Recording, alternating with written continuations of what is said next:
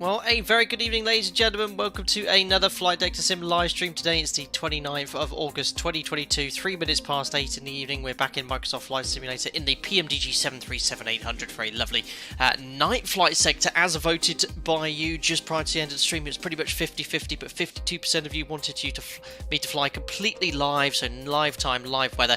So we can do a night flight from Olbia on the island of Sardinia to Ibiza. Now, I've been wanting to fly to Ibiza in Microsoft Flight Simulator for a while because my friends at iniScene and inibuilds have sent me over a copy of their Ibiza scenery, and on top of that, they'd like me to give away 2 copies to my subscribers and viewers. So we'll be doing that after landing in Ibiza. Flight time around 1 hour 25 minutes, following real world procedures and SOPs based off my operator. It's our second ever flight of the PMDG 737 as well, and I hope you're all doing very well. Thanks for subscribing there, Matt Smith.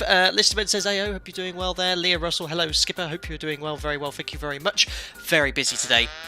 Went to IKEA, I've been building IKEA furniture, cut the grass. Today's my last day off. This is the last opportunity to stream because I've got a full block of flying coming up from tomorrow, 4 days in a row. So this was the only chance I had, and I've been wanting to do this stream for quite some time. Lee Russell, 60 months as member, thank you for your continued support, buddy. Hope you're doing well. Fight Arur says, I would say the opposite. It's often too bright, the moonlight is too heavy. I think you're talking about daytime, nighttime stuff there. Hope you're doing well, Steve Beckman. Taylor L. Edo's here. Hope you're doing too well. We're not too far away from where you are in the world. Kevsky, hope you're doing well, buddy. Lee Holdcroft, I think I've said hello to you already. Sim737 pilot, hope you're doing well, buddy. Excellent. Been shooting lately, JM. I went on a competition on Saturday. My first ever proper CPSA Clay Pigeon Shooting Association competition. I've done a few competitions at my club, but this was actually a proper ground there, and I hit 69 targets out of 120, so about 55%, but these were some really tricky ones. I've only been shooting for about 6 months or so. I wish I'd done a little better, but there were some targets there which I had never even seen before. Some of the ones I hit was luck, but yeah, I've been shooting a lot. It's my newest hobby. Very, very much enjoyable for me. Right, now I need to try and locate the aircraft. I'm on a remote stand here. I think... No, this could be a static aircraft here. Where on earth did I park? Oh, there we are. We've got PMDG there. We've got fuel trucks everywhere. Here we are. Here's our aeroplane, completely cold and dark. We're on a remote stand here in Olbia. And we're in the Boeing house livery. Not that you'll see much of it today because you guys wanted to fly completely live. Astrojune, nice, 69. Yep, good one. Cam A321, happy Monday, Captain. Enjoy the flight. I guess it's more... No, wait, hold on, it's Bank Holiday Monday in the UK. Yeah, it is Monday today. You never know what time it is as a pilot sometimes, or what day it is. Indeed, happy Monday, everyone. Taylor, here's hoping VNAV doesn't have a fit like last stream. Yeah, VNAV was a little iffy. We've seen the altitude issues as well. A lot of people have sent me emails about that, wanting more information. No one from PMDG I've spoken to, but hopefully it's something they'll address. It's been plaguing the PMDG aircraft for years. So, yeah, it was, what was it, lost 400 feet, didn't we, on the procedure turn last time, but we'll have to see what happens today. Matthew Merchant, Flight Sim Atlas, he says, but the emoji hasn't come up there. I often do get lost here in the virtual world. Andy, hope you're doing well. I voted for daylight. My eyeballs are getting old for nighttime streams. Well, watch this when I get into the cockpit here. If I do this, you won't be able to see a thing. You will need to have had carrots. Here we are in the cockpit. You can see the ground power line, but that is it. Thankfully, I think it's Alt-L. Ah, yes, of course, all pilots carry cave equipment on themselves, but I've got my cave hat on with my lights, so I'll be able to locate the battery light and get the aircraft powered on. I am on VATSIM this evening as well, so if you'd like to join in on the sector, we're in Lima, India, Echo, Oscar, flying to Ibiza, fly to Ibiza. There's no events at either airport. I couldn't find any associated with Ibiza this weekend, so let's... anyway, we'll get the show on the road for us. As soon as I've got the... lights on, so there's the battery. Let's just turn the music down slightly. There we are, GPU's on the bus, and we can locate the dome light. There we are, we can turn off my cave gear lighting and get the aircraft set up now. So battery's on, GPU's on the bus, electric hydraulic pumps we can pop on, landing gear lever is down, we have 1, 2, 3 and 4, 5, 6 green lights. We then check all the aircraft documentation. Let's do the fault and fire tests. So starting up or down here I should say, check the squibs, and we've got 1, 2, 3 and 4, 5, 6 green lights. Just do the fault test. There we are, fault APU detector in op, master caution overheat detector, that is as it should be. Check the fires, fire warning lights, WOL, overheat, bell, and the warning lights illuminated too. Now I'm running service failures on here, so things could potentially go wrong. If we go here to, I think it's FS actions and ground services, oh no, what is it, ground maintenance. So I'll service the hydraulics and engine oil, so we'll top that up there, but we'll keep it running, this aircraft, until something eventually goes wrong, which will be pretty cool. I just want to make sure we've definitely got that on. Is it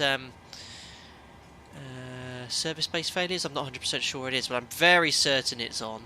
Onto the overhead panel, emergency exit lights will arm. Let's have a little look at our operational flight plan. Let's start fueling in real time as well. So there's no some events going on today. The weather's perfect. Shall we risk standard fuel today and see what happens? What's the absolute worst that could possibly happen?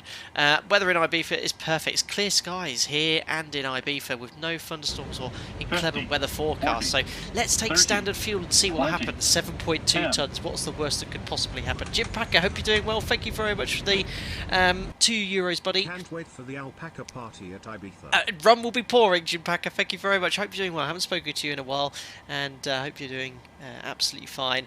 And keep in touch, my friend. I want to do some sim races. I've been saying that for months. Again, it's going to be another month until things really quieten down, but I hope you're doing well, my friend. Excellent. So yeah, let's go 7.2 on the fuel, and let's go down here. If we go here to FS actions, ground services, 7.2. I've already attached the fuel prior to the stream, so it should just press start. There we go.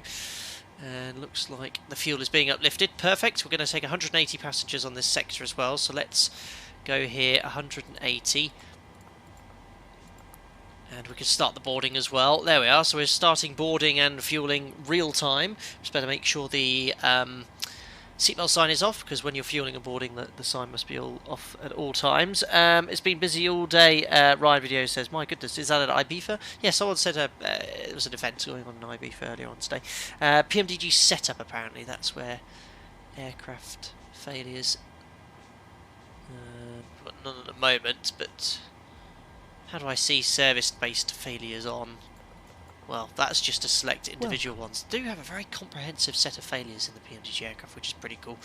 Alright, we'll leave it as it is. We'll just crack on with the setup. I'll try and have a look at that on the next stream there.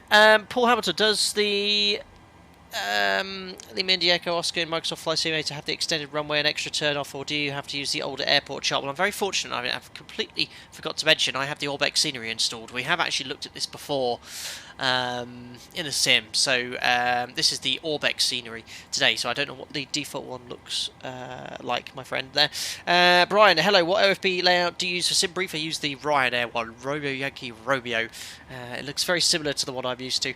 Ride videos, yes, at Ibiza, been non-stop, still a little busy now. Alright, well, hopefully there'll be some controllers there when we get closer. Right, let's crack on with the rest of the setup there. So fault and fire tests, and we're refueling. Test the attend button, check the flaps are up, which they are, matching the indicated position. Let's check the cargo fire system. Now forward aft, warning bell and light. That sound is exactly like it is in the real aircraft. 2000 standby, rudder lane on trim is 3 and 0. Oops, I just need to reset my view here. Check the gear extension doors closed, circuit breakers are in, and stall warning test. Check the flight recorder. Mach airspeed warning test is good. RS to nav.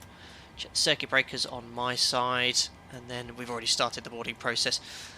They do have a little bit of wear and tear here. That's actually pretty spot on. They just need a bit of wear and tear around the rest of the aircraft there.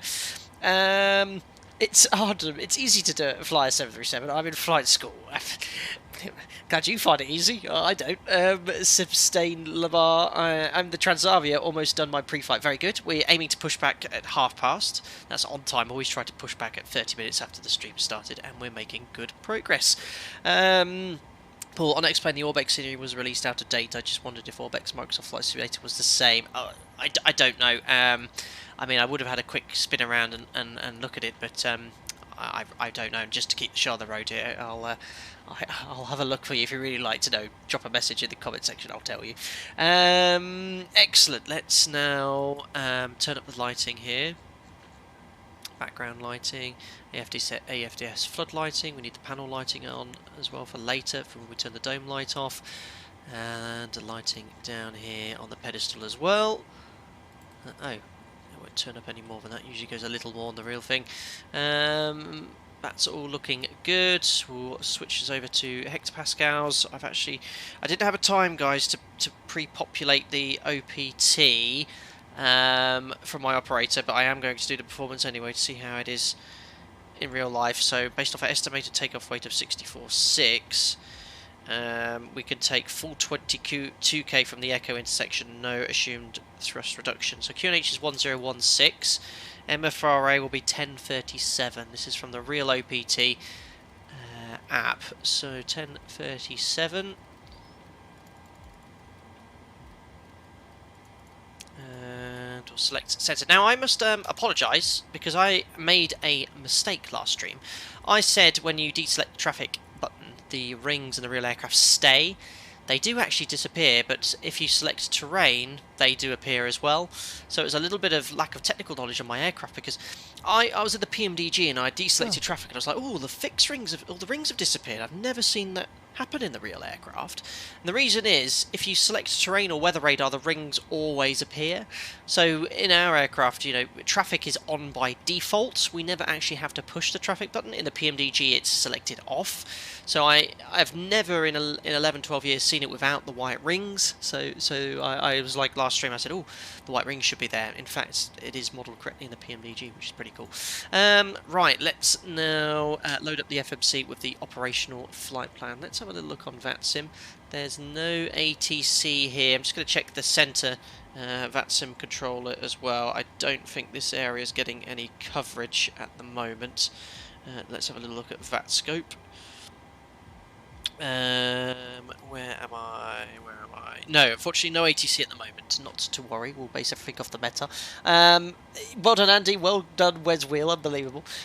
What's the Boeing term for flex compared to Toga? Assumed thrust reduction, Scotty 2. We selected assumed temperature. I think that's the equivalent of flex in the Boeing.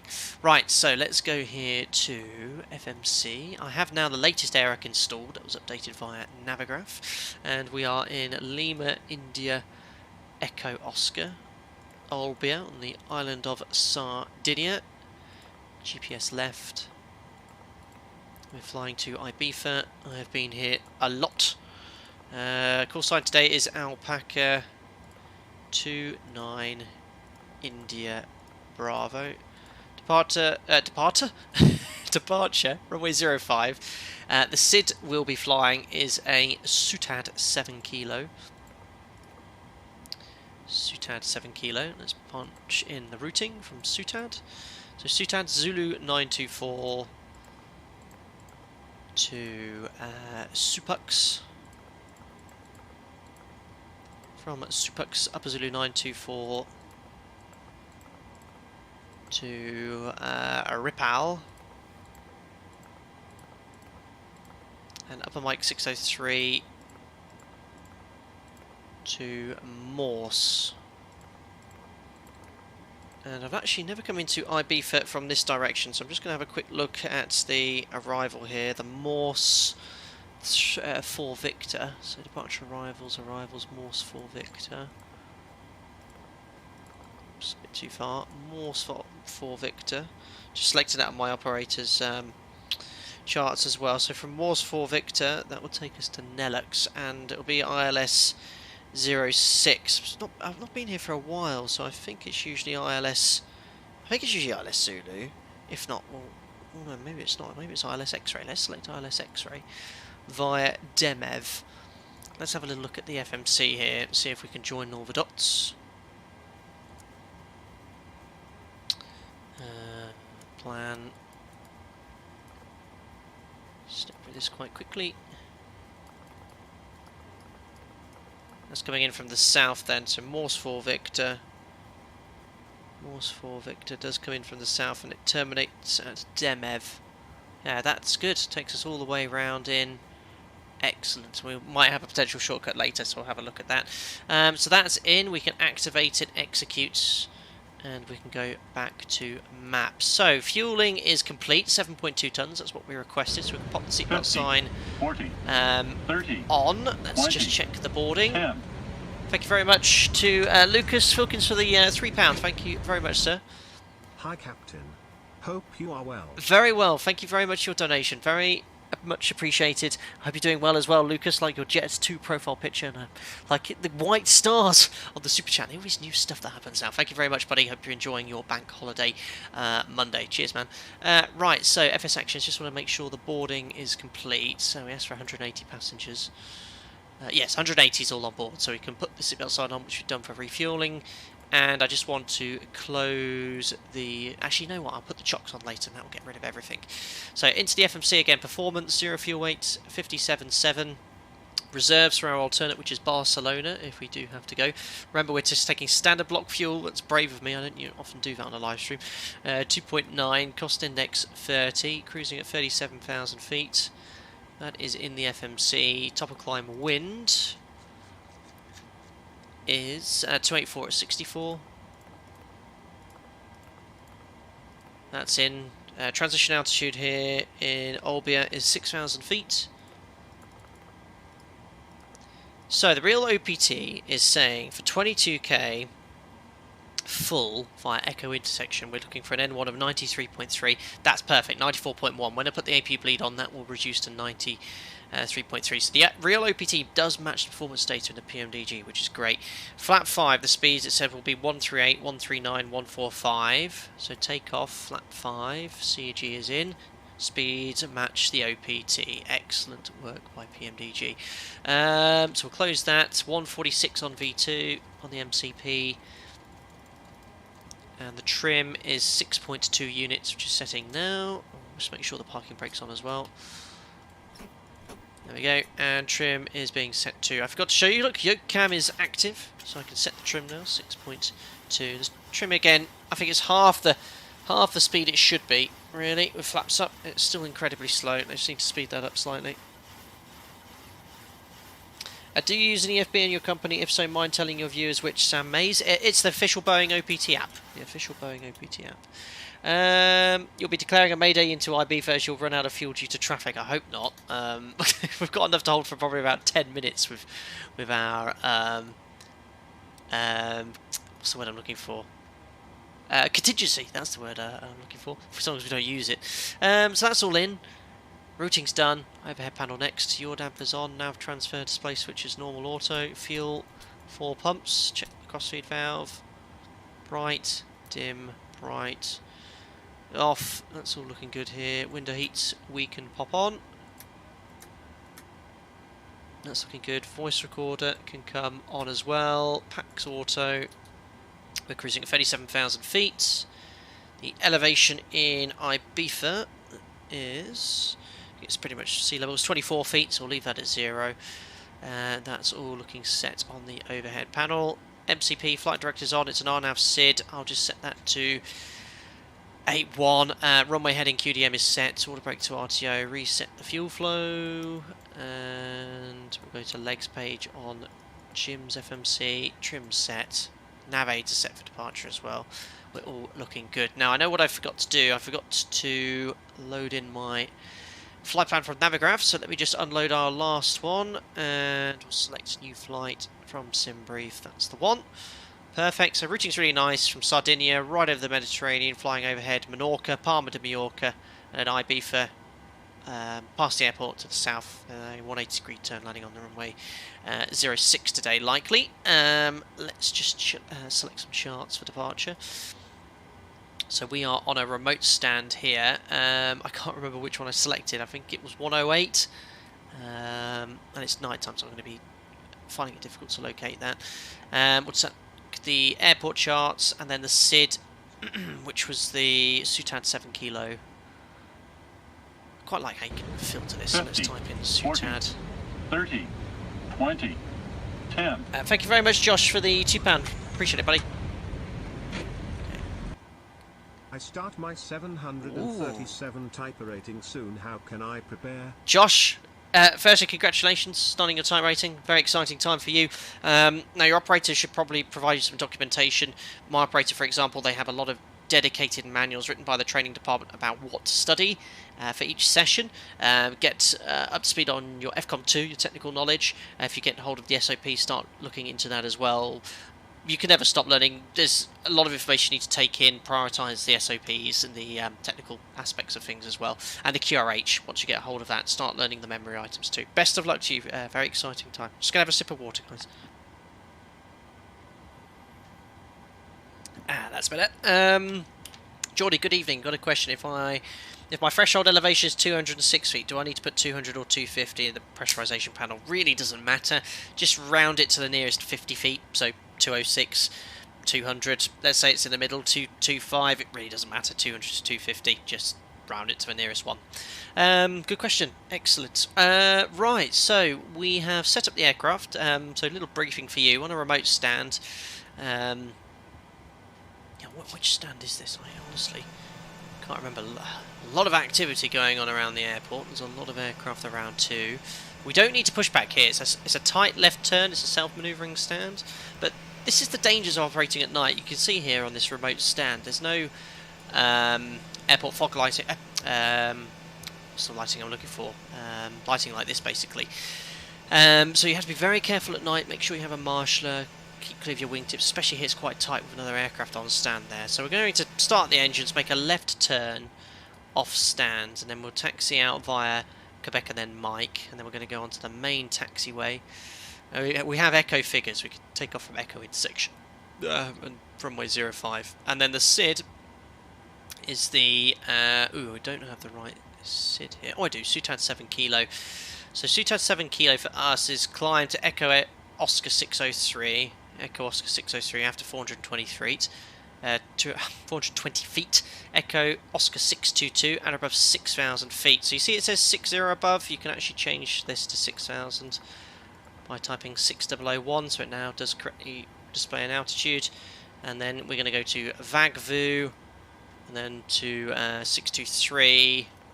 468, then to SUTAD 95 or above. So that's all set. There's no mention of stop altitude or level, so we'll just go straight up to our cruise level. We imagine we'll have clearance. We'll put 370 here. So that's it, guys. We'll get the APU started, and then once that's on the bus, we'll get everything disconnected and get engine started. We are due out in 4 minutes. Looking good. Would the real airport be lit a little more? Not necessarily. Listermin, certain remote stands don't have flood lighting. I've never been here before, so I'm not so sure. Thanks, Nightbot, for reminding everyone. Don't forget, once we get in Ibiza, we're going to have a little explore of the scenery. We'll go back to live time. During the daytime. The scenery is pretty epic. I mean, I am, I love flight simulators for flying, but I do value the quality sceneries. And like with the other inibuild sceneries I've tried here, they've got the interior of the terminal well modelled with all the stands. You can do a full boarding experience. The immersion you can have with these high fidelity detailed airports is pretty awesome. I've got 2 copies to give away as well. All about how to enter will be given after landing. Very simple. I'll get you to enter a keyword into chat. I'll have to get you to contact me via social media or email, and then we'll get you all sorted. Right, APU's on the bus. Bit of a blink with the dome light. Does a little, but doesn't go dark for as long as that. Right, so now we can go to FS Actions, Ground Services. Now I think if I remove the chocks, this gets rid of absolutely everything.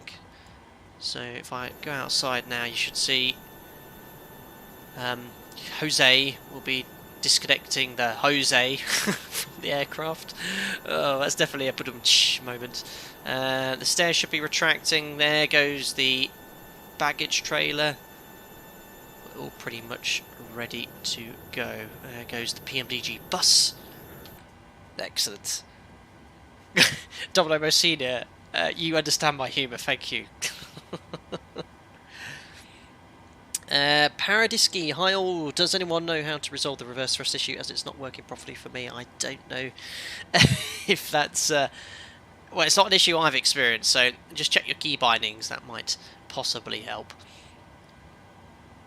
Paul Hamilton, well done. That will be perhaps one of the keywords, but no point putting it in chat right now because it's completely deactivated the giveaway. The second one, though, is probably not so obvious. Right, we've got one more baggage truck to get away, and we should all be good. There goes the rear steps, and there goes the baggage truck. Right, let's just go on Unicom here, see what's going on. Oh, someone's squawking 7700. Who else has that on their flight radar app? Alpaca Airways. There's squawking 220. 7700. Right, I'm over on to Unicom. And we'll just monitor. Oh, no, tower's online. Even better. Tower is online, guys. Welcome. Excellent. Venga Boys. No, not Venga Boys. Thanks for subscribing there, Sylvia. Transavia 56 Romeo Delta, ready for departure. Transavia 56 Romeo Delta, runway 05. Italian. For takeoff, wind 050 degrees for knots. What stand am I on? Clear for takeoff, Transavia 56 Romeo Delta. I can't remember what stand it is. Not good. I'll have to sort of guess it. It's pitch black. I think I went 108. Olbia Tower, Chow, it's Alpaca 29er, India Bravo, stand 108. Request departure clearance to Ibiza, please.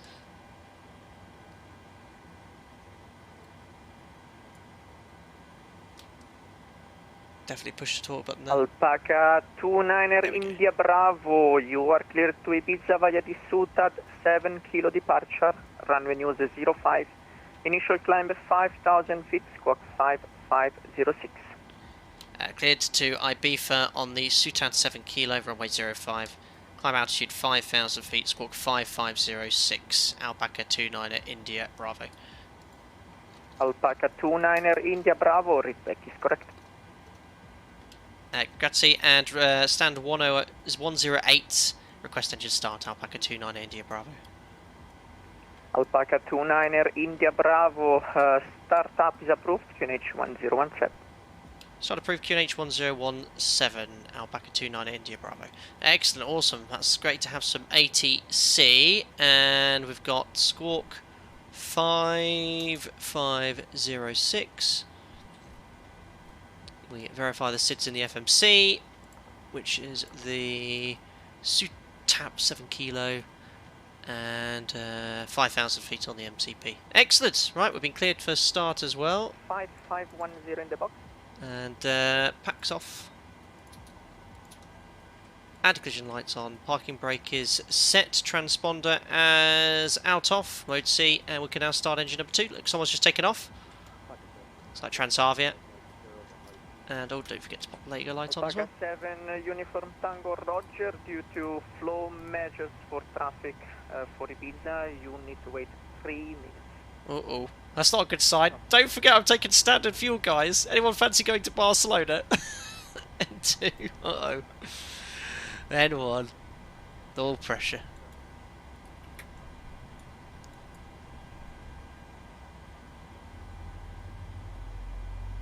Oh, Ibiza. Did I say Ibiza? What have we got here? Master caution air conditioning. That'll be the dual bleed. Transavia 56 Romeo Delta identified Unicom 122.8. Ciao. Unicom 122.8 Transavia 56 Romeo Delta. Ciao. Taylor L, standard fuel, basically minimum block fuel. So if we have a look here, the operational flight plan, 7007, if we don't need any additional fuel, my operator, we round it up to the nearest 100, then add 100, so 72, and that's what we have in the tanks. Anyway, starting it out, monitoring engine number 2, 2 stable, starting 1, and standard fuel is more than sufficient for a normal flight.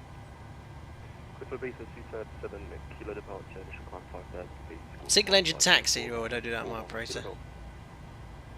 Ryanair 41 kilo Golf, Then 2. No pressure, N1. Someone else calling for clearance? Oh, trying to check the spar valve, there we go. Alpaca 35 Tango Bravo, you are cleared to... Nice bit of bass there in the background. SUTAD 7 kilo departure, initial climb 5,000 feet, score 5502. Yankee Fox have been landed, time to look at Ibiza Syria. Did anyone bring a telescope? We might have to go offline because we do sort of need to explore that scenery. Alpaca 35 Tango Bravo, respect is correct. Right, start a canal, monitoring engine number 1, 2, 4, 6, 3, 1, stable. Ryanair 41 Kilo Golf, startup is approved, finish 1017. Approved, finish 101, subline 1 Kilo Golf. There we are, sounds great. Flaps 25. Alpaca 35 Tango Bravo, taxi to holding point. Here goes flight controls. 05 via Quebec, Mike and Golf. Full forward. Oh, my work iPad's in the way. Full back. And left. And right. Here comes the rudders. Full left and full right. Excellent. A recall and blank the lower DU, and then we turn off the dome lights. There we are. We'll turn this down slightly because it's a little bit bright. Something like that. That's exactly what it looks like at night time. Maybe a little bit darker here. And we'll turn off the turn off and taxi. I have noticed, not very bright. It's a little. Oh my goodness me! There's quite a lot of ground equipment still in the way. I think that has to do with the default scenery, the static fuel there. All right. Well, we'll just have to taxi through that. No problem here. Right. Let's request taxi. Alpaca 29 at India Bravo, stand 108, request taxi. Copy that, stand by Alpaca 7 Uniform Tango runway 05, cleared for takeoff, wind 060 degrees. Go to Ibiza. Actually wind calm. Nick, you behave yourself, Freckles.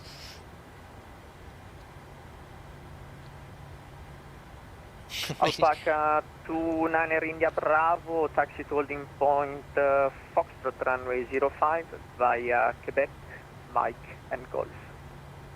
Taxi holding point 05 at Foxtrot via Quebec, Mike and Golf, Alpaca 29 at India Bravo.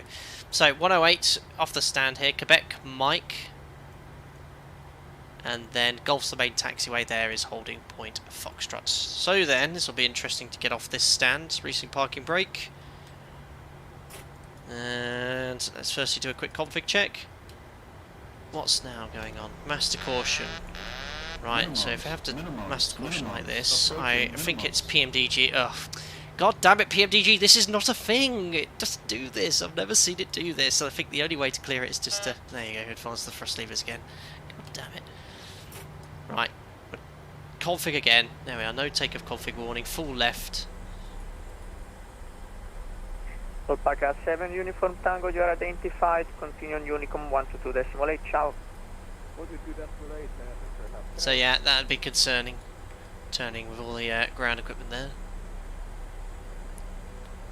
Oh, quite cool flying at night for a change. 1 Kilo Golf.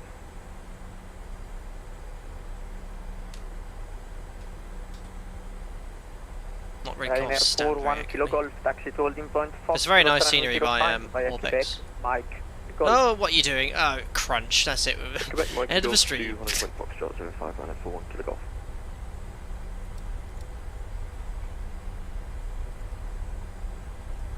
There we are, so left, next left.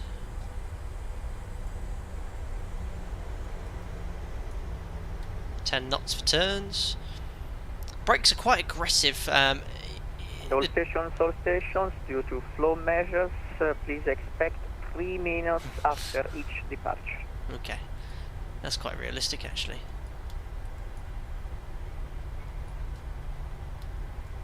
Wait, hold on. This is very dark. Yeah, there's the taxiway. It can be very disorientating at night time, so you got to be so careful. Someone familiar with Olbia, you know, are you entering a runway? You know, you got to make sure you're absolutely happy with where you're going. Spoozy, what's the maximum one you can use to taxi? 40%, which I'm currently in excess of. Alpaca 35 Tango Bravo, line up and wait, runway 05.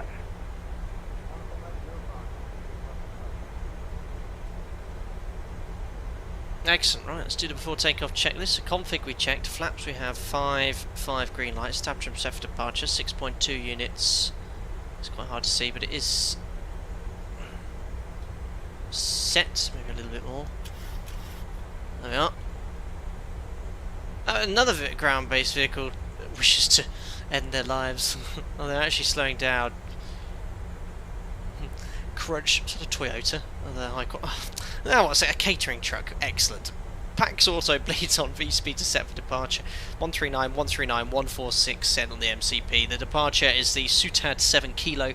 Going to climb straight ahead to EO 603, right turn to EO 6222, stop altitude 5,000 feet, NADP 2.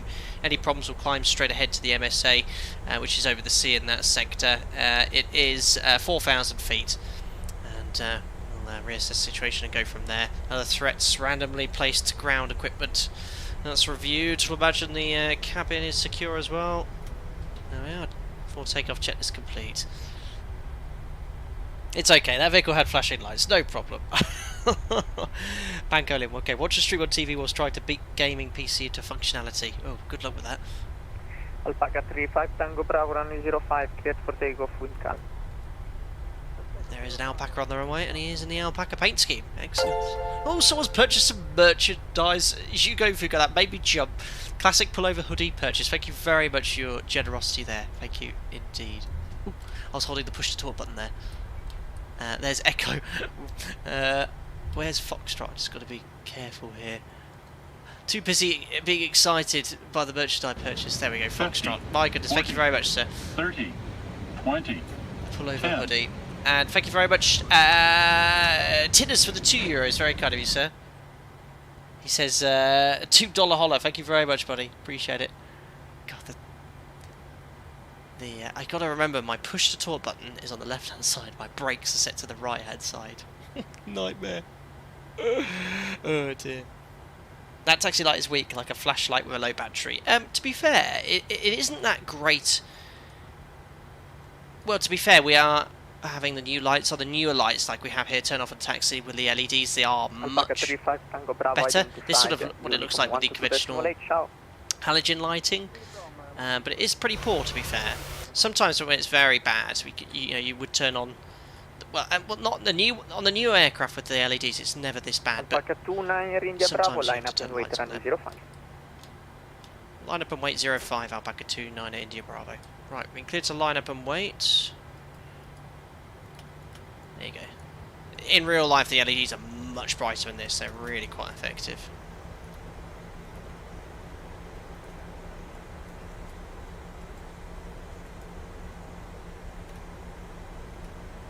So, MCP is set. We'll just have a bit of traffic and terrain for Jim.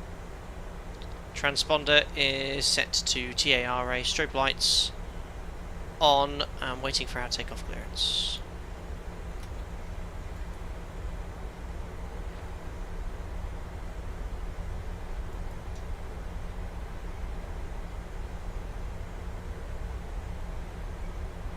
Yeah, so these lights, this is what it would look like with the halogen lights. The LEDs are brighter than this. This is sort of the same as the halogen. Makes me think maybe PMDG haven't changed the lighting effects from the LEDs. Well, the easiest way to check it would be to switch. Maybe they've changed the colour, but the LEDs are significantly brighter than the halogens.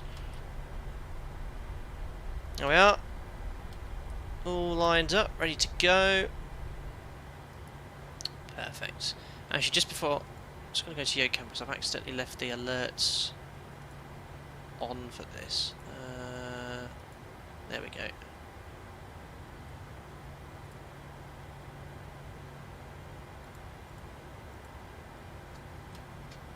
Just need to take off clearance now.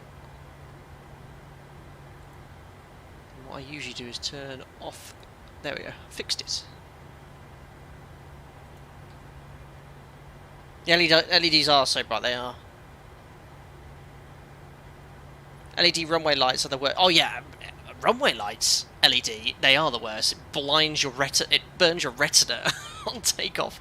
These like rabbit lights, and you can see them after they've rotated. The party in the back is fully rolling. We can go. Just doing a little spacing. Is it that busy in Ibiza?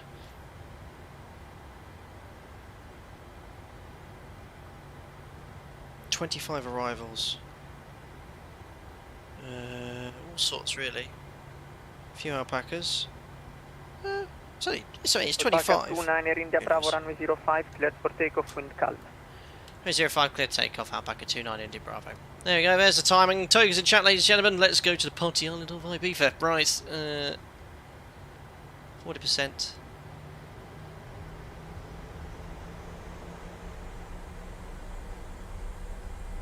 A little bit more on engine number 2. There we are, thank you very much. Stabilised, set takeoff thrust.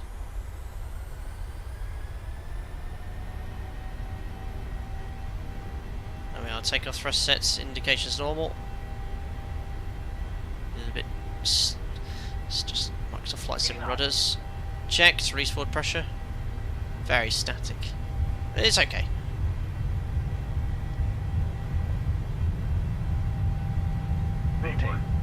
V1 rotates. A little bit quick rotation. And we're airborne onto the flight director's gears coming up. Oops, I think I've just clicked off the screen there. There we go. When it is completely cav okay and clear, you can make very little inputs once it's in trim. There's LNAV. There goes the runaway stabilizer again. No trimming inputs at all. That was bug up.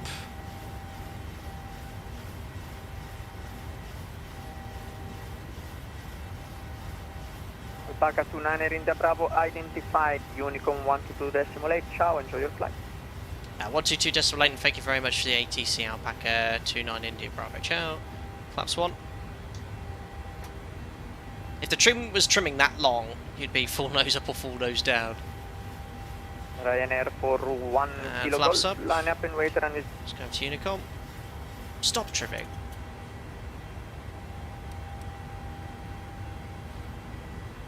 Nice straight line on departure. So over to Unicom now, so we'll continue to climb ourselves. Performance though, it does feel like an aeroplane that weighs about 65 tons, full 22k, it's very nice. So flaps up, no lights. Let's go to VNAV, command. It's 230 knots that initial turn, and we can now complete the after takeoff checklist. So gears off, water brakes off, start switches could come off, air conditioning and pressurization. Diff pressures 2.0 climbing. Set a higher altitude, flight level 370, VNAV out. Don't have that option on operator, so I'll push out to vents. And set standard. Passing 47, flight level 370. After takeoff checklist. It's complete, on our way. 3.6 at arrival. And we need 2.9 to divert, so we've got about 10 minutes extra fuel. But that's what I would expect with the contingency fuel. Any official word regarding trimming? Yeah, Diego, you know, I've said it for a while. The trim is nowhere near as effective as it should be in the PMDG. In reality, you make trim inputs, you get a much more positive pitch change compared to in the real aircraft as you do with the PMDG. So the stabilizer isn't quite effective enough. They need to make it a little bit more effective. Otherwise, it's not bad. Thrust pitch couple's pretty good in this though. The PMDG MCAS is trying to get you.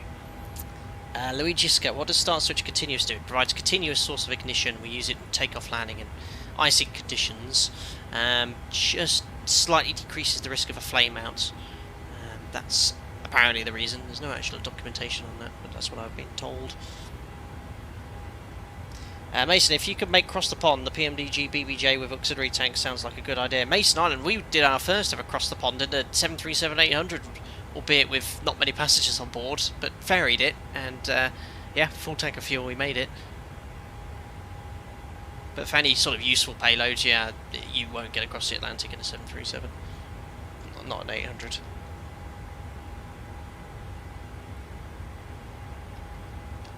Two touch, you use top of descent to the toga, yeah, Alpaca 01, that's a good reason to use it. Anyway, passing 100 for flight level 370, let's do the pre-cruise checks. Fuel, 4 pumps on, lights can all come off now, forward facing, and the logo lights. APU, again verify, is off, pressurization 4.0, and climbing and set. Use the cabin crew, seatbelts on auto, recall. That should be actually on dim at night. There we go. Pre-cruise checks complete. Excellent. What's the maximum ferry fuel in the 800? We've had the auxiliary tanks, about 20.8 tons.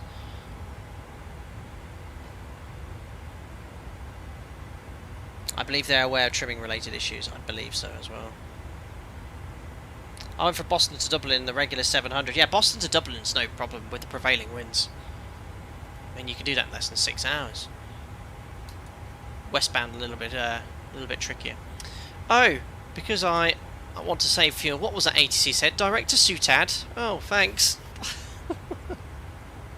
Execute. That would be a typical clearance.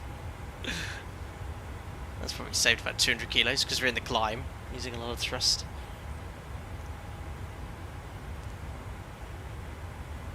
What is that crazy wine pitcher thing they have in Ibiza? Like a big glass of a spout that you drink wine right out of. Goodness knows. We don't have pints in Ibiza. You have a stein, don't you, of beer? Tin Man, are you a real pilot? Is this aircraft unrealistic? Yes, I am, and the aircraft is pretty good. It's pretty realistic. There's some issues that need to be resolved, but for me it's a well worth investment in Microsoft Flight Simulator if you want to fly a 737.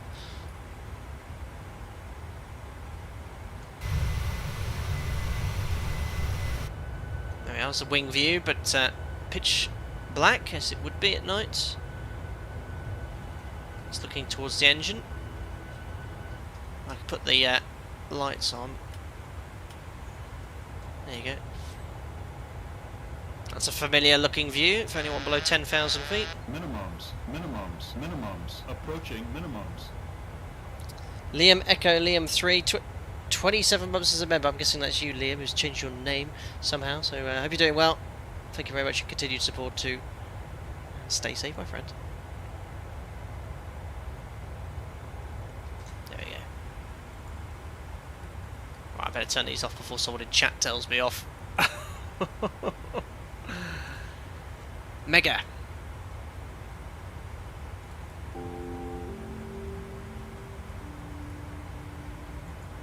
So also you turn this brightness down. The PFD and ND brightness or display brightness is very good in this. Very realistic.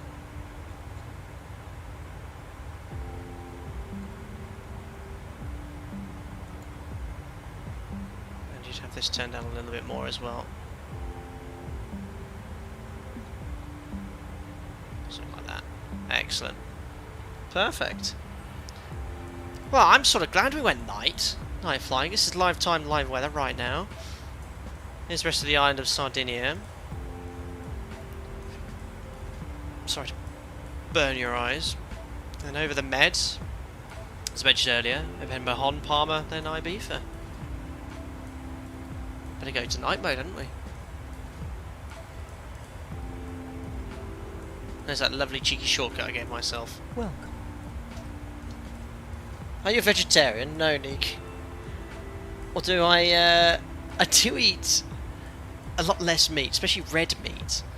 Very little red meat these days. As a treat, really. I do that brightness of it. Oh, this is very good.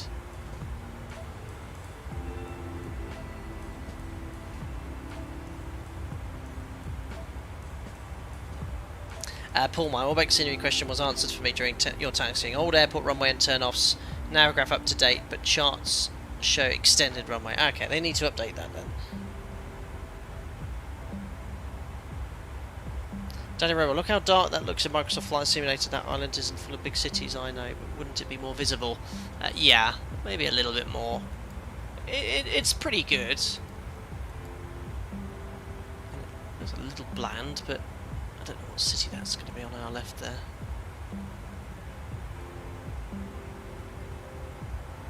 It's not really a city as such, but we're going to go just south of Alghero, which I guess is here in the distance. It's okay. When there's no moon, it really is dark, and it's difficult to see the horizon. Well, if not see anything then. Freckles, would you like to try the beef or the cow? Unbelievable. Sorry if there's any vegetarians here.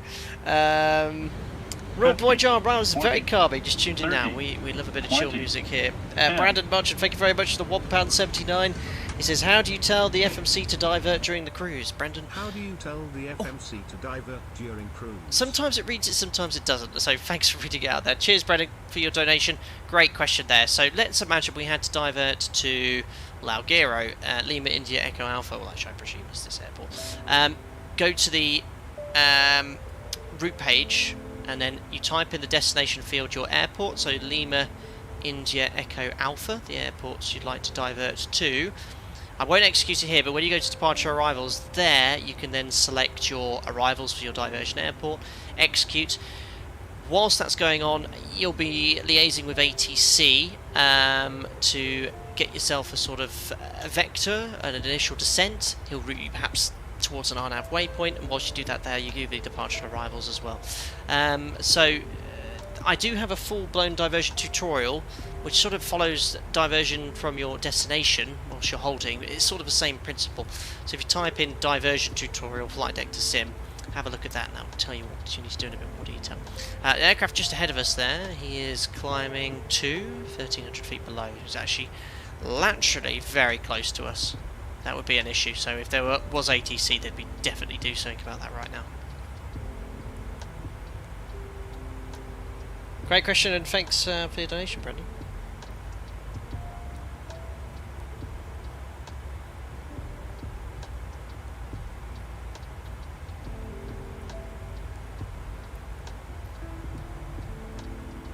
Matthew Presley, dark and dank, just how I like it. Me too, sir.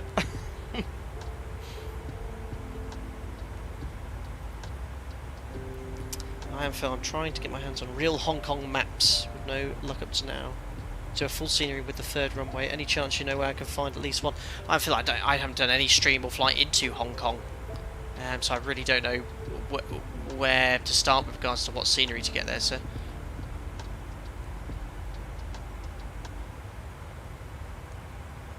Duffman, can you enter a secondary flight plan on the Boeing like on the Airbus? You can, using the Route 2 feature, which is modelled in the Zibo mod now.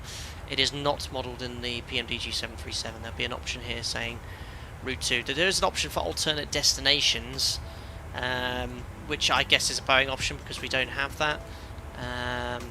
But no sort of full routing, I don't think.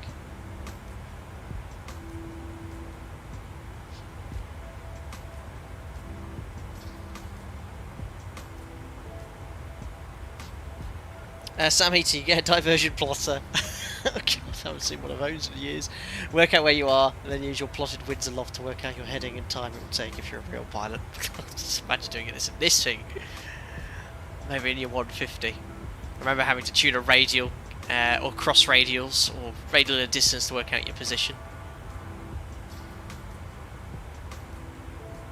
Gen Phase, modular integrated. I went integrated. If I was to do it all again, I'd go modular. Save the money. With logo, does this bad boy have Route 2? No, unfortunately it doesn't.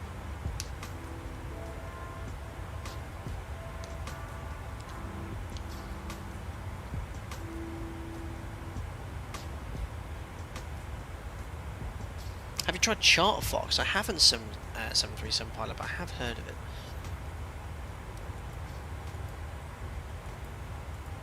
In the PMDGs in this sort of phase here is really nice. You know, the lighting, it's behaving as expected.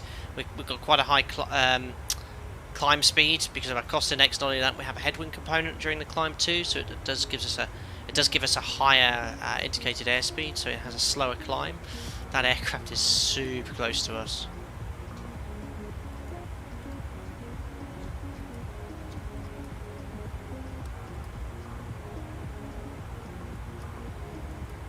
It's not quite out climbing us though. I know something that will help. There we go. And bye!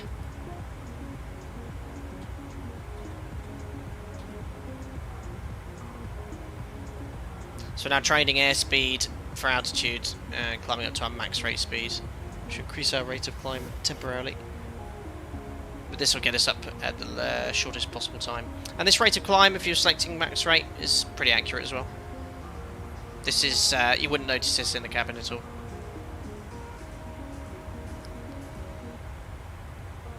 Dean Thomas, does autoland work with one autopilot in this PMDG as I try to connect the second autopilot and it just switches? Make sure you arm approach, Dean Thomas. Got to arm approach for the second autopilot to engage.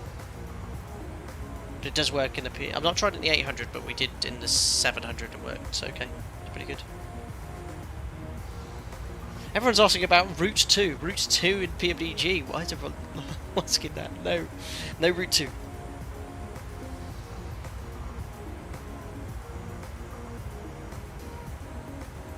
Aleski, hi. Thoughts on the PMDG? Is it worth that price?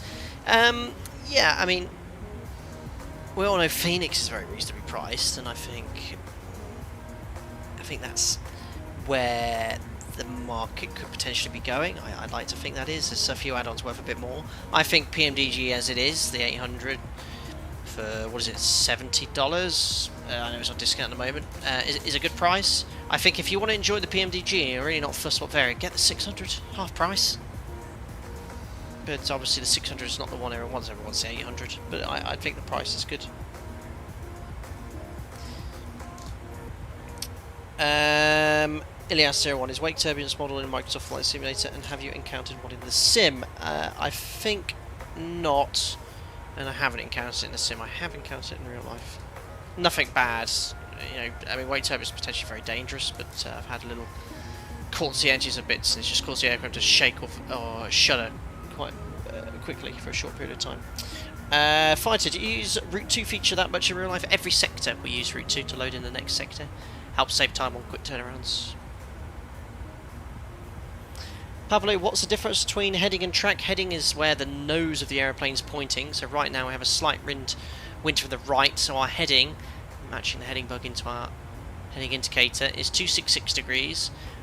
That's our current heading. Our track is 263 because the wind's drifting us to the left by 3 degrees. So track is where the aircraft is going, heading is where the nose is pointing.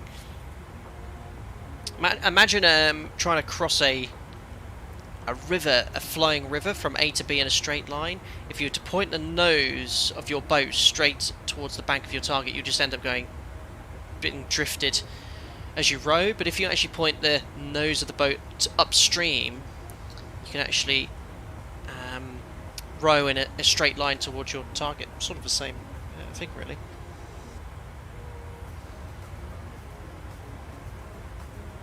The aircraft's also climbing very quickly. I'm guessing he's watching the stream, but he's 2,500 feet below. Full climb thrust. Whatever he levels off at will go below or above.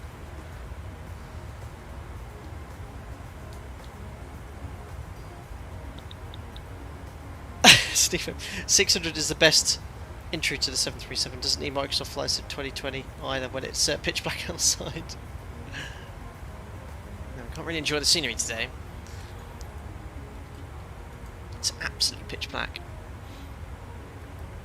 Shame they scrubbed the SLS rockets today for the Artemis 1. I was going to watch that live. Well, I was out, but I was going to certainly listen into it. When's the next possible rocket launch for that?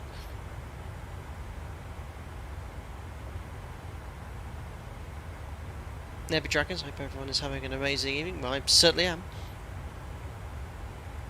2nd September, Friday. Very cool. I'm going to be at work. Ugh. Matt, currently doing my PPL. What are the next steps in acquiring for commercial license? Look online, have a look at the flight training schools you're interested in, see what courses available. As we were discussing earlier, someone asked me integrated or modular. I'd recommend modular now. If you want to save a significant amount of money to get the same license, obviously you can learn at your own pace. If you really want the classroom environment though, integrated is still the way. Should be some opportunities coming around the corner. Listed with the launch instead happened in Kerbal Space Program. It ended badly, you know. Makes you want to play it.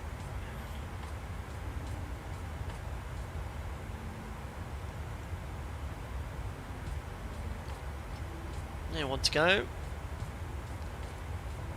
We'll go back to our econ climb speed now.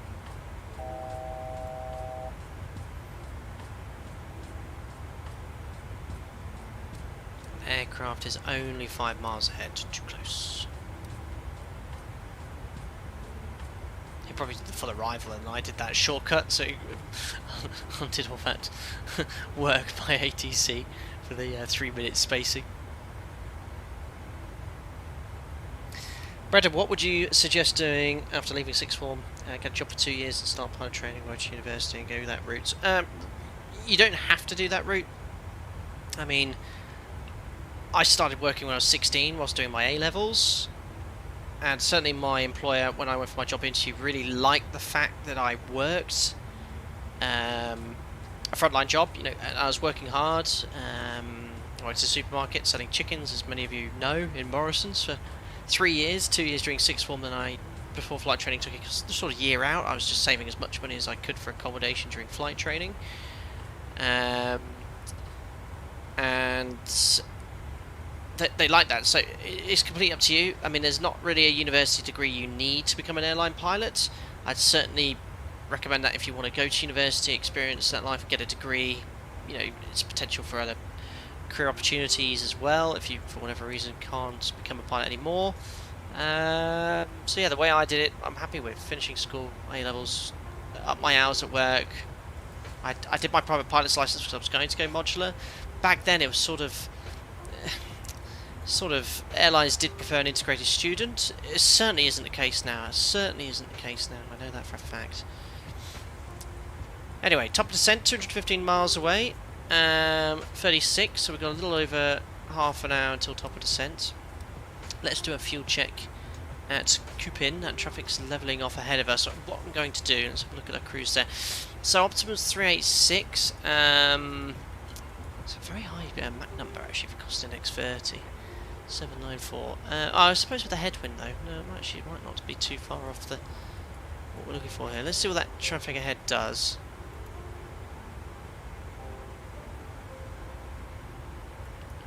He levels off, we'll continue climb.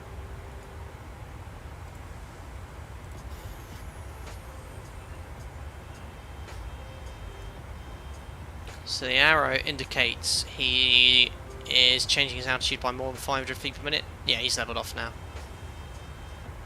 So we can go to 3.9. Our optimum's slightly below, but it is below our maximum, and there's no turbulence forecast, so I wouldn't usually go up there. I don't like going above optimum, because it means if it's turbulent you have very little margin for manoeuvre. Let's go up to 3.9. 3.9, outer events, update the overhead panel as well. So you must never go obviously above your maximum.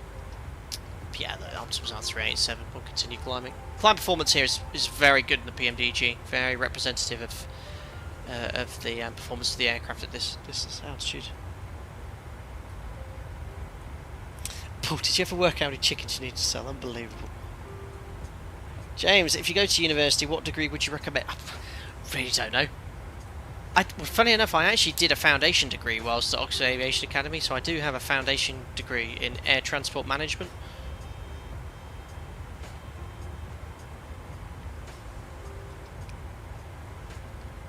Did you find it hard flogging chickens in Morrison's? My colleagues at Morrison's never stop going on about how much they have to do it. Surely you stick the chicken in the oven and that's it.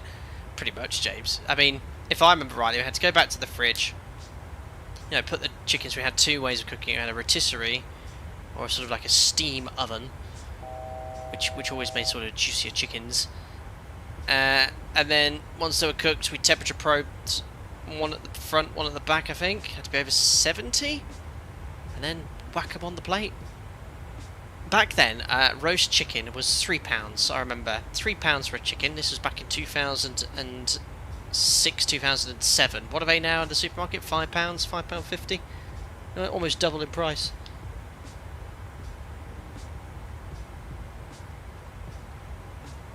Do you need to do geography to become a pilot? You don't, I see. I did it as an AS level, but I dropped it.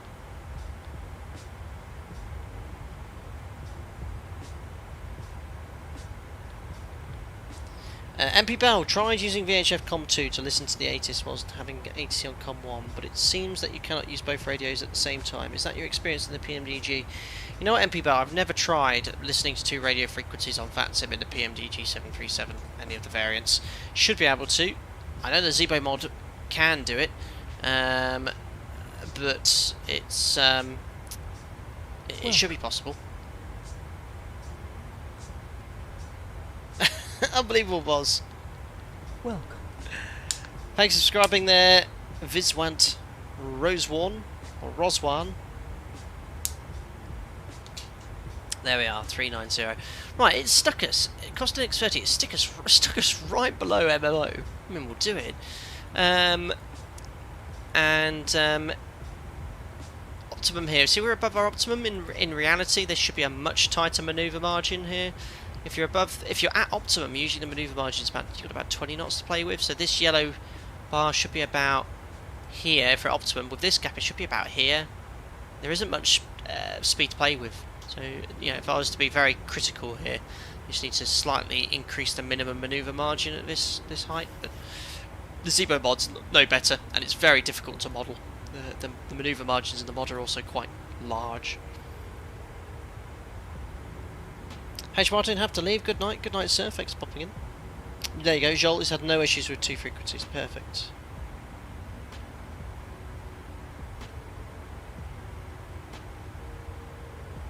Matthew Presley, we're truck drivers in the sky, not college professors. Thank you.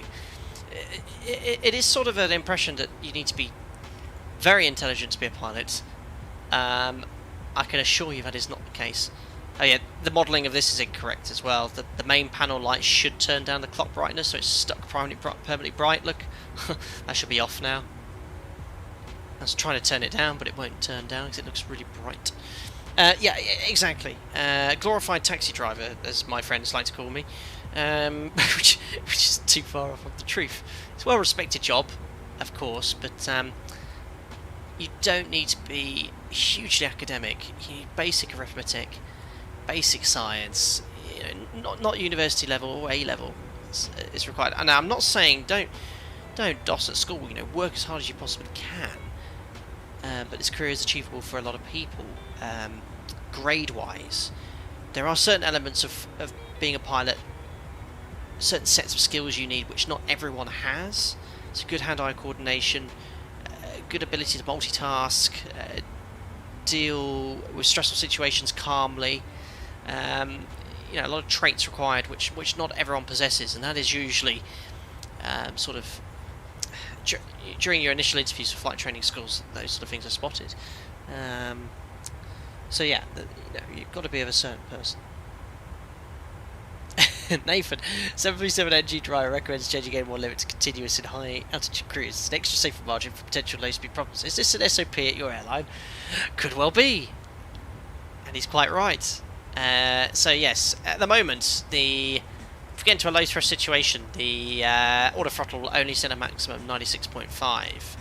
Certain airlines, if you select M1 limit and select max continuous, it will now set 99.6 as the maximum thrust value. And remember, as max continuous, the engine can sustain this thrust setting in it infinitely until you run out of fuel. So yes, we use that at Alpaca Airways as well. I just very rarely do it in the sim because it's never an issue. Matthew Presley, decision making is a big one, absolutely, that people lack. Even a lot of FOs struggle with decision making. Agreed. I mean, decision making can certainly be improved and taught, but the thing is, as you well know, Matthew Presley, guys, the airline pilot, a regular viewer on the streams. Decision making, it isn't simply a yes, no, maybe. And there's also no right or wrong decision. Also, the decision you make could potentially change as circumstances change. We use a decision-making process at my airline to sort of analyse the situation. We look at various different options. So, for example, let's imagine we had a rapid depressurisation. We went straight down to 10,000 feet. And then once we completed the checklist, you go, right, now what? Okay, so we've descended to 10,000 feet. We're over the Mediterranean. What are we going to do? So we'd run a decision-making process. We'd analyse the situation, so what issues do we have? Well, the issues is we're now at 10,000 feet, so our range has been reduced. We have a hole in the side of the aeroplane, we have passengers injured.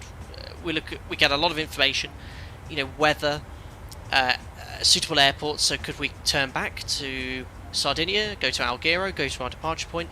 If we seriously need to go in the ground, we have Mahon ahead, which is an international airport, which could easily take a 737. We have Palma de Mallorca. You know, do we have sufficient fuel to carry on to your destination? Is it appropriate to carry on to your destination? You know, probably not with a hole in the side of the aeroplane. So we use a decision-making process to decide what's the best course of action. It might not necessarily be the best. We always want to aim to be the safest. Well, If you have the curate's checklist telling you to land at the nearest suitable airport in this situation, we're not going to carry on to Palma. I'd probably carry on to Menorca. So yeah, it's a really important aspect of commercial flight training, and also in other occupations as well.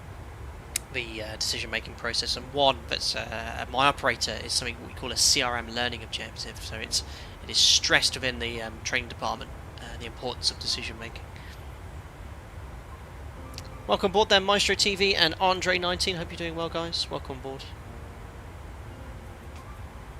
Love everything aviation related. Think such a degree will add the chance of becoming a pilot for airlines to pick you off. I really don't know. I mean, I didn't go to university. Simple as that. Thanks for subscribing there, Caesar Gabriel Diaz as well. Hope you're doing well, buddy. Anyway, we've got 147 miles from top of descent.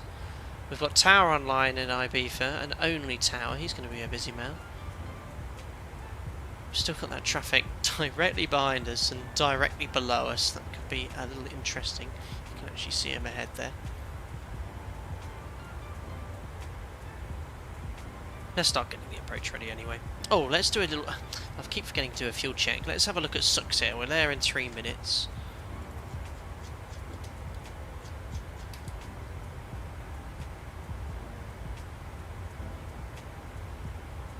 So Success, 36 minutes. We're going to be there in 3 minutes. So 31, 32, looking at the clock here on the left. 31, 32, 33, 34. We should be there 36. That makes sense. Remember we took that shortcut on the SID, so that's looking spot on. Fuel. We should have at our next waypoint Success 4.8 we should have 4.4, so we've saved about 300 kilos. Again, that will be the shortcut on the SID. We should have burned 2,600 kilos of fuel, and we burned 2,400, so we saved about 150 kilos, which makes sense with the extra 200 we had on top. So fuel burn is looking spot on in the PMDG, really nice. Right, let's load up the FMC. 250 below 10,000. Winds in. Ibiza transition levels by ATC. The transition altitude approaching minimums. is 6,000 feet, so we'll put in 70. So 70 is in. Thanks, Kat. Talk about GCSEs or O levels. Oh no, show your age there, Kat. Did you know that 10 plus 10 is the same as 11 plus 11? You and your flipping riddles and things like that. No, I didn't. And I don't get that at all. I'm no good at that stuff. Thanks for your continued support regardless, Kat. Right, you've done so many little dings and confused me every time you've sent something. 310, 200, 100 winds going in. Shouldn't need to execute that, but we've executed it. Winds 263 at 46.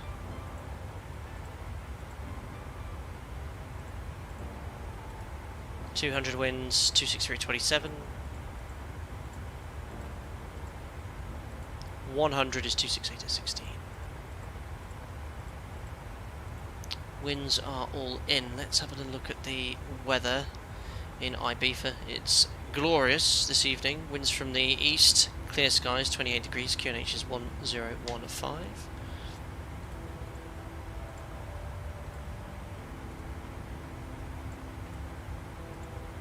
Let's pop some fixings in. Runway 06. 10 miles, 4 miles for situation awareness. 39,000 feet, so we're going to start descending around 117 miles from the airport. You can see that ring on the ND. Now notice it's a little bit before top of descent. That's because we need to do that 180 to come back on towards the airport, so that's looking as it should. Oops, what did I just flick there? There we go. Seb Slater, I only have 1.8 tons as reserves, and Ibiza at the moment is very busy. Is it really?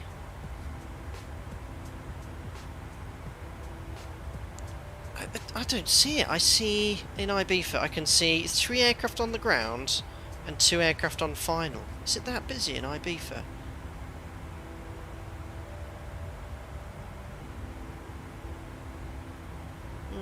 I mean, there's a few inbounds I can see coming in from the north. Those aircraft going into Alicante and Palma. Don't forget in Spain now it's 10 passengers. There's no ATC now. Well, the only thing we have is Ibiza Tower online. He is going to be busy. Oh no, approach is online as well. Okay, let's see how they deal with it.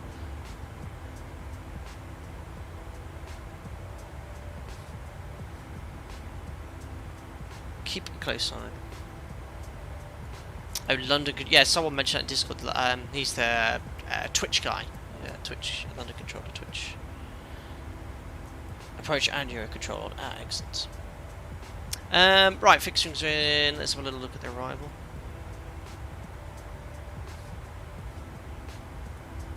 So flying a Morseful Victor.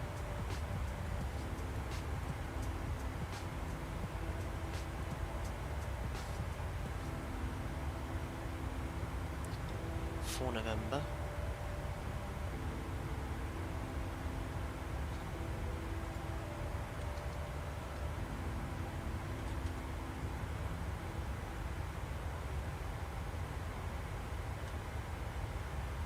There we go. So flying one of those. And it says on mine here, expects what approach? Does it say an IB for what approach to expect? I was going to go ILS X-Ray. It joins up with Zulu. Oh, no, I'll go Zulu because it does join in via DEMF. I've just changed that. There we go.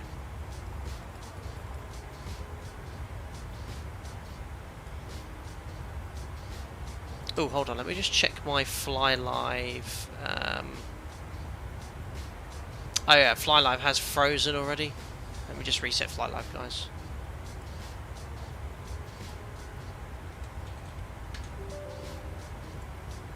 That's Fly Live resetting.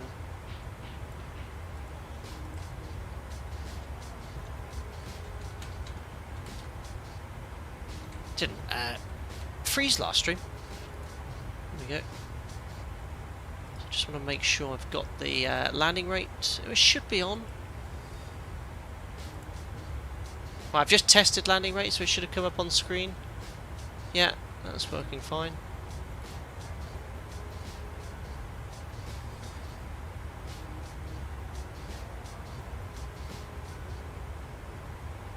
Do you regret taking block fuel now? No, Brendan, I think we'll be okay. I mean, it's going to be busy. We've got enough. We'll work out how much we can hold for. Right, anyway, let's have a look at this arrival then. And then we'll select ILS Zulu. Airport and parking stands. So, I'm just going to go to day, because I always find it a little bit more difficult to read at night, the charts. So coming in from Moors. Moors 120 above. Checks the FMC. Menorca VOR. And then Mallorca VOR, then to Nelix. All the restrictions are in the FMC. Nelix 920. 800. Coxes. And look how far out this arrival takes us. Goes so far out. So what I'm going to do, just for some descent planning here, is presume a little bit of a shortcut. So what I'm going to do is go from 925 direct to Tivum. Just see what the height is. So at the moment, if I delete the 925 restriction, if I go here delete, you can see, look, VNAV's going to put us at 8,000 feet. That's going to be too high for a straight in. Well, not too high, but we'll have to do something about it. And that's got the 80 at 926. So what I'm going to have to do, I might just put this as a hard at not 80. If I do 925 direct to Tivum.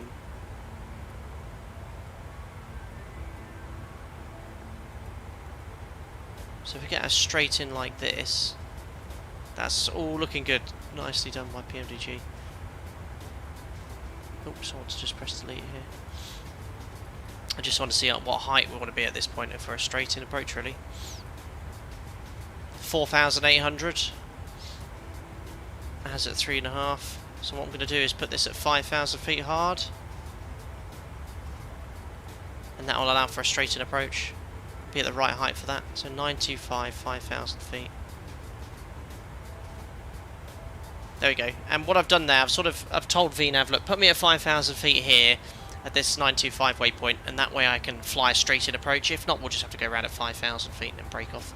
It's something we do at Marprey to mitigate the risk of high energy approaches. Otherwise, the rest of the routing's all in, all the restrictions, look, 3.5, 7, 927, 930.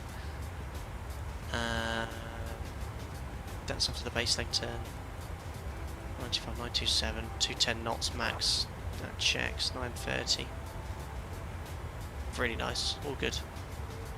Point merge, very common. The landing rate is stuck on the middle of the screen. Thanks, FlyLive. Great.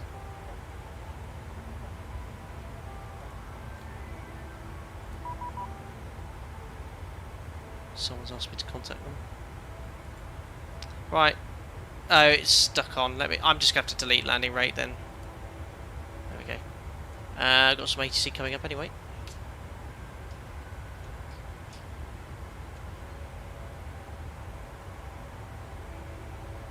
Let's take a while on the radio tuning panel. There we go. So happy with the arrival. If we get to Demev, initial approach fix will confirm the routing afterwards. We've checked all the waypoints, and the holding for us is holding at Demev. Zero control traffic, good night, level 3830 at 254. Going up to 340 plane level. I'm going to Hotel India Julius. 17.8.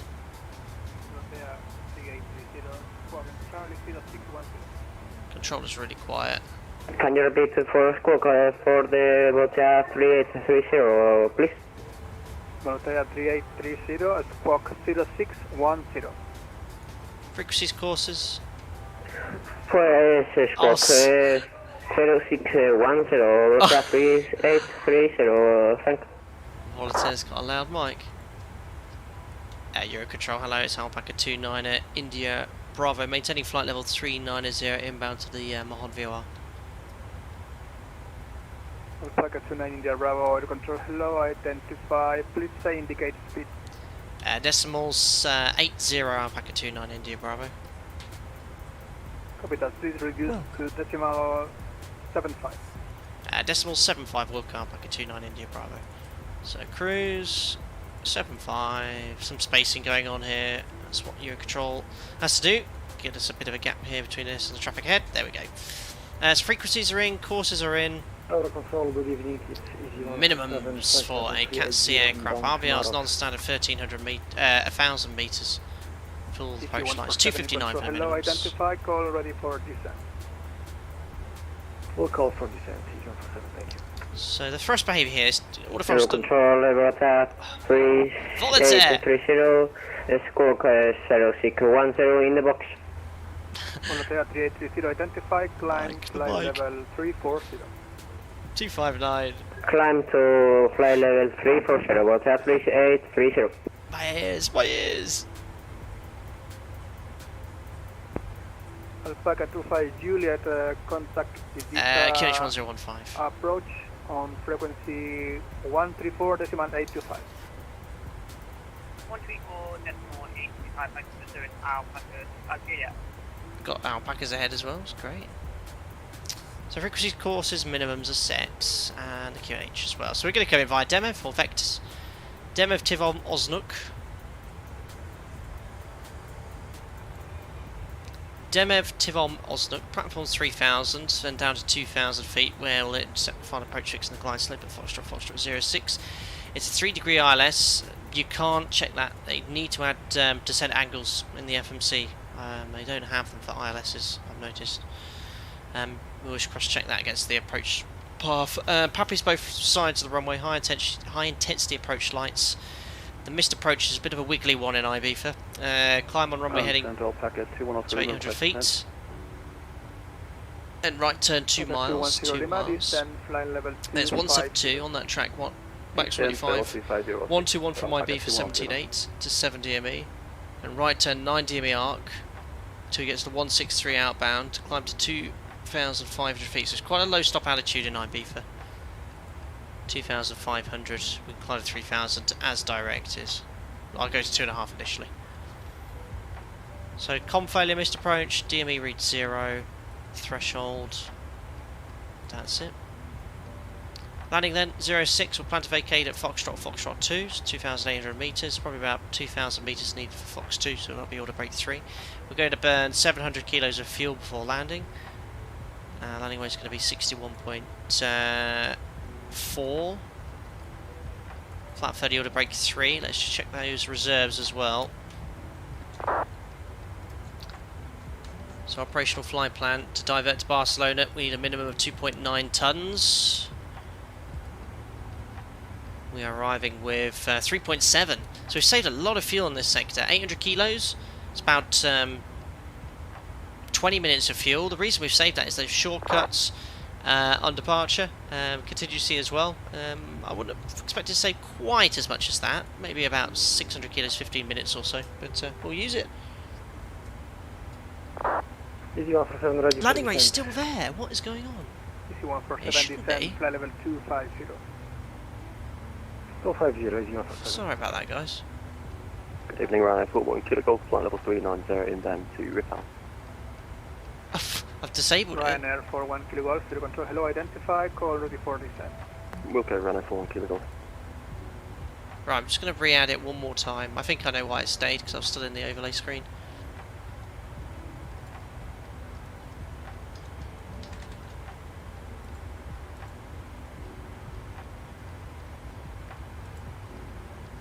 Right, I've saved it, and it should not be there anymore. Thanks, guys. Hi, Fly Javier from Las Vegas. Hope everyone is well. Hope you're doing well. Thanks for popping in. Guys, if you are enjoying the stream, don't forget to smash... So poor Volates, both not only screaming on the mic, he's not listening in either. Consult, Rota 3830, I will be outside the cabin for a maximum of 10 minutes, please. Copy that, proceed. Perfect. Romulus, so let's say you're in the cruise and have a sudden loss of fuel, leaving just insufficient fuel to reach the nearest alternative. Do you have any fuel saving techniques? Example, shutting one engine. So, well, first, the chance of that happening extremely remote, but we do have a way of assessing a fuel leak. Now, Boeing have pretty much said the chances of having a leak directly from the fuel tank, there's going to be no aeroplane left if you're having a leak from the fuel tank. I don't think there's in any cases of that. Not the NG. And the way you're going to have a fuel leak is most likely going to be an engine fuel leak. So the fuel. Any chance of Boga? Oh, thanks, Brendan, for your £1.79. Very kind of you. It is Sunday. There is a chance of Boga, but the problem is I can't see the landing rate on screen. It doesn't pop up on my screen. It's only on the overlay, so I'll have no way of knowing it's a Boga, and it doesn't say butter or great landing or anything like that. I'll butter it anyway. But we'll see. If it's super busy, I'm not going to add that workload to the controllers if everyone's saying it's busy. So maybe one day we can revisit Boga. Thank you very much for another donation there, Brendan. It's appreciated. Tango, you control. Can't remember what I was talking about now. Paca 7 for Tango, when ready, descend, flight level 250. Fuel leaks, yeah, engine fuel leaks, 2 tons, yeah. So we have a checklist for the engine fuel leak, and essentially what it does, it says check your flying plan, see what fuel you were expecting. If it's less, you then time a set distance or a set amount of time and see how much fuel is in the tanks to confirm if there's a fuel leak or not. And if there is an engine fuel leak, you do shut an engine down. But you've got to make sure you do have a fuel leak. You don't want to inadvertently just shut an engine down when you've got a perfectly good engine and no fuel leak. So yeah, the only way of stopping an engine fuel leak is to shut the engine off. No, sorry, Monday, yeah, alright, great. I'm not looking at chat for 2 minutes, you do what you want, guys. It feels like a Sunday because it's Bank Holiday Monday. Oh dear. Right, is Matthew Presley here? Is there any line pilots here who can confirm? It's very difficult to remember what day of the week it is sometimes. Where did the traffic in front of you go? Probably descended. There it is.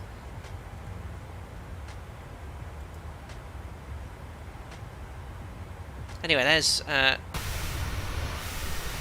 Menorca. It's very dark in the sim. I have to say it is darker than it would be, especially going over built-up areas. There's Palma de Mallorca. You can see actually the runway in Palma. It looks a bit meh. But as we get closer, we'll have a look on the right wing and see how the scenery looks. But it would be brighter if it was completely clear as it is this evening.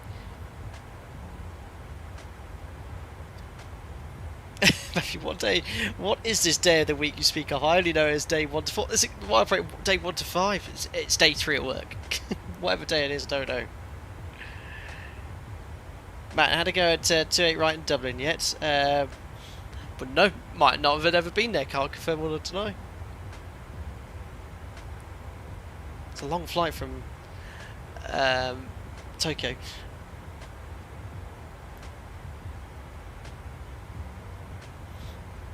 Anyway, there's top of descent coming up. 7 miles away, we'll request descent now. Alpaca 29 at India Bravo, request descent. Alpaca 29 India Bravo, descent flight level 250. Descent flight level 250, Alpaca 29 India Bravo. Top of descent's in chat. 632 correct, descent. And... Silver 632, descent flight level 240. Oh, so sensitive. There we are. Flight level 240. And VNAV will initiate descent straight away. And Mustafa, ILS approach, yes, flying an ILS today. But yeah, really enjoyed this little night flight over to Ibiza. Whiskey 9 Mike Lima, request descent. Whiskey 9 Mike Lima, descent flight level 250. Welcome. Descent flight level 250, Whiskey 9 Excellent. Thanks for driving there, Fricks. Is the bank angle switch on bank holiday? Can't you? You get slapped. Ryanair 9. There we are. Victor. I think the wind might have just changed in the sim.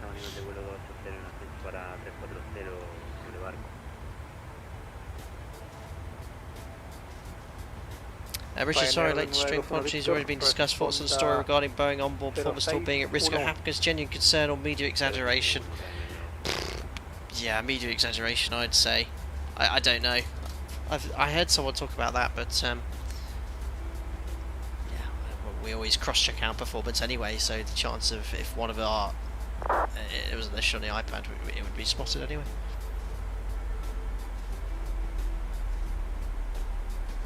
There we are. Yeah, so, you know, there's Palma de Mallorca.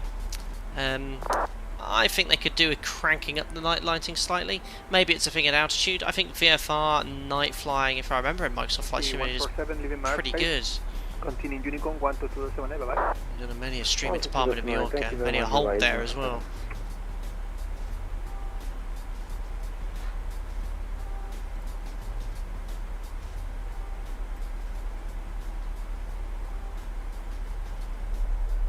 There's the wing view.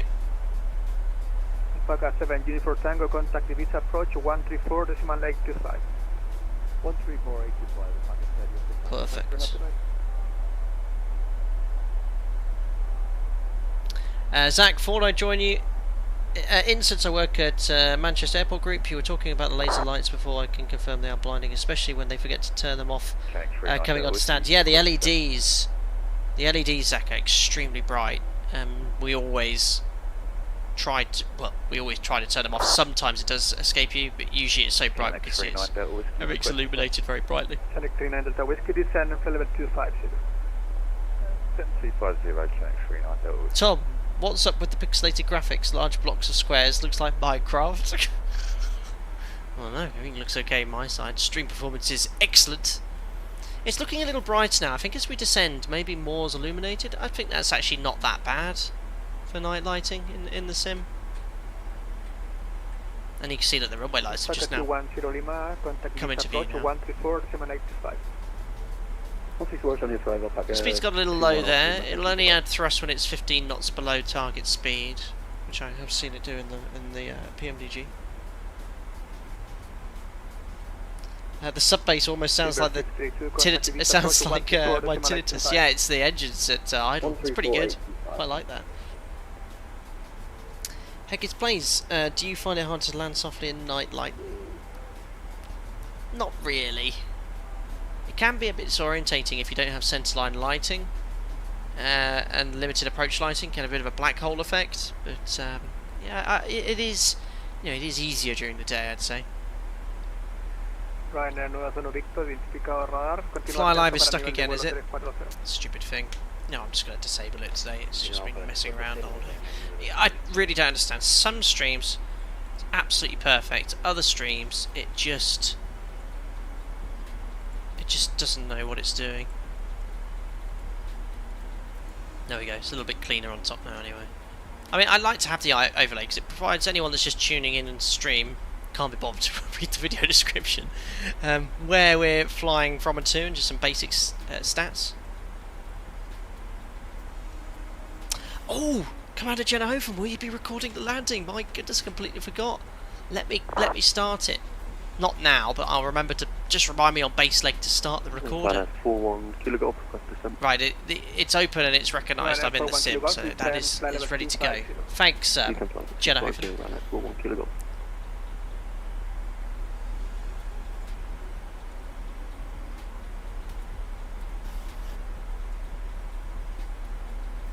Excellent. Maybe it's a way of... Maybe it's just a way to reduce data rendering tasks at higher altitudes. Maybe. We're directly overhead now. But directly overhead like this, yeah, that's the sort of brightness you want to, even at distance. So that's good. Right over the top, that sort of brightness is good. It's just at a distance. Look, you can see bright, and look how dim it looks over there. And it is completely cav-okay. Look, you can see Menorca over there. They just need to increase the distance at which it's bright. Otherwise, it's pretty good. There's if we go over to Jim's seat, there's Palma de Mallorca right under the wing there. Beautiful. Bank angle to 25. I remembered. Cat. 9 Lima, descend for level 230. Set for level 230, Whisco 9 Lima.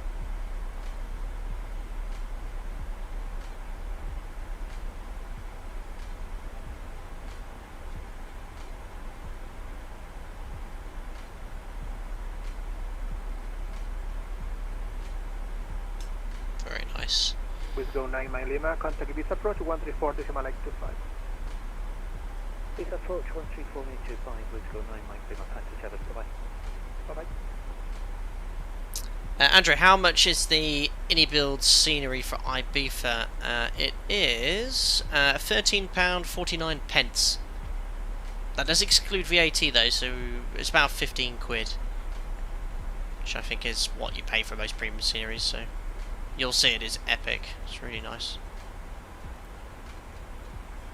Before you consider purchasing it though, do consider that you might win the giveaway today, and then if you're ever so unfortunate to grab it, it is available now. I was hoping to stream it pre-release, I just had no time, and it's a very popular destination in Europe. And again, I've flown into this airport a lot. 50, 40, 30, 20, 10. Thanks a lot, Spooky, for the 5. Appreciate it, buddy. Oh my god. The water in Mallorca don't taste like what it's ought to. 29 India Bravo, contact Ibiza approach 134.825. 134825, Alpaca 29 at India Bravo. Ciao. Ciao. 015.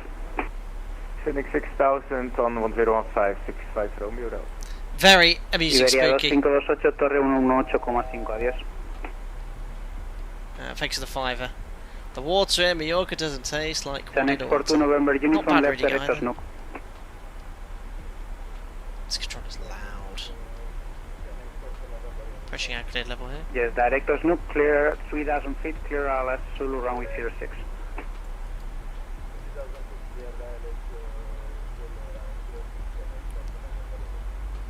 Runway 8141, descent flight level 980. Very busy. Runway 8141, descent 9, flight level 980. JTFF Mud, could you make some videos of some Runway rocky approaches 141 like Palma. Pyro? Completed it, mate. We can go back, mate. If you're interested in every stream I've done to date, check out this link. So the controller is extremely loud, the other aircraft are very quiet, so it's going to be very difficult to... Go 9 Mile Lima, hello, I hate that Corda Free Victor, runway audio Alice, Zulu, runway 06, descent flight level disparity. 110. Some are loud, so this controller is very loud, other traffic is very quiet, I can barely hear other traffic. Corda for Victor. So VNAV's reducing speed because it's high, that's energy compensation, that's good. Alpaca 2129 India Bravo on track. AFIRB, try to check in, maintaining 250 inbound to Nelux, request further descent. 29 India Bravo, radar contact Morse for Victor, Alice Zulu, runway 06, descent flight level 150. Descent flight level 150 on the Morris 4 Victor for ILS Zulu 06, Alpaca 29 India Bravo. So 150, level change. Alpaca 7 Uniform Tango is minimum clearance speed. I'm not going to go too crazy because there is an aircraft ahead. Sorry about the volume issues, 7 guys. Uniform Tango, continue descent flight level 110. Because I only have one volume in VATSIM. So Channel X42 November you can only control the volume for everyone. runway Obviously 06. this controller's probably speaking a little louder than he should. Yeah, exactly, Clayton. But you guys can probably hear the difference in volume between everyone.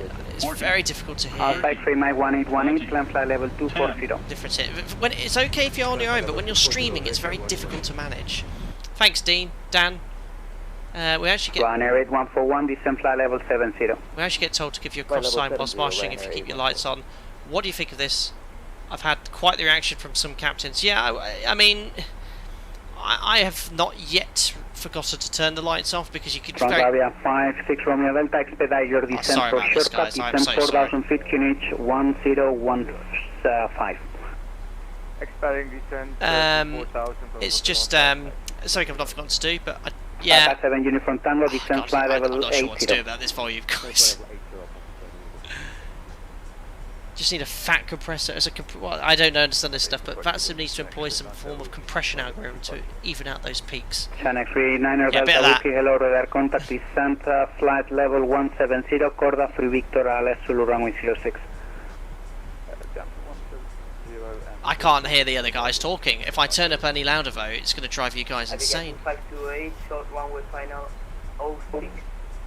528, I was calling you, clear to land runway 06, the wind 1108. Clear to land runway 06, Iberia 25. Turn him down or ask him to turn Michael Squelch down. Approach clearing Ryanair 96 Uniform. Yeah, problem is if he speaks, I can't speak either, so I do have to stop speaking. 96 Uniform Whiskey, hello, radar contact, descent flight level 110, Corda for 3 Victor, Alice Zulu, runway 06. Maybe I can send him a message. Ryanair 96 Uniform Whiskey. That's correct, you can fly direct Olpan. Direct Olpan, Ryanair 96 Uniform Whiskey. Whiskey 9 Mike Lima. Could PM in VATSIM, yeah, I don't understand that. Oh yeah, sorry, I'm just doing level change, 270. Again, we've discussed last stream, the PMDG is too slippy. We should be doing it a little more than this. Yeah, that's correct. The 4 Victor go by Negre and Olpam. I see you going to the south. So I'm still getting high on profile here, so it's a little bit too slippy. I'm just going to do 280. Whiskey 9 Mike Lima, fly heading 270 degrees. It's not only on stream, it's difficult for everyone when you're live on VATSIM. I can believe so plainly. I'll be for approach Tomjet 2 for Echo, descend to the flight level 737 pilot. Wow, this video is amazing. Tomjet 2 for Echo, hello, radar contact, fly heading 280 degrees, descend flight level 150. Heading 280 degrees. Profile's going back now. Alpha X-ray Mike 1818, contact Eurocontrol 13525, bye-bye. How do I message the controller anyway? You know I need to...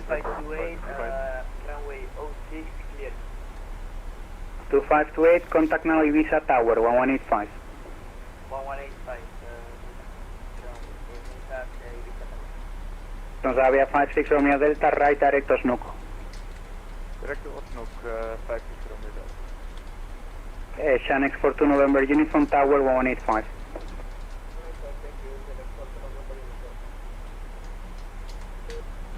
Ryanair 8141, descend 4,000 feet, QNH 1015. Don't message space, send your message. Right click frequency PM.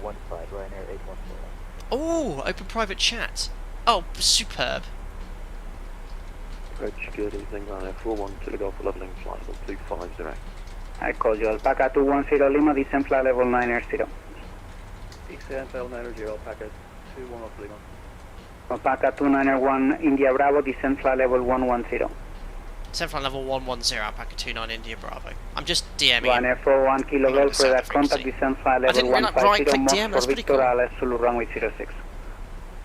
Descent flight level 150, like 06, Ryanair 41 Kilo Golf, I'm got Foxtrot. Thank you. Speedbird 632, Unicom 1228, bye-bye.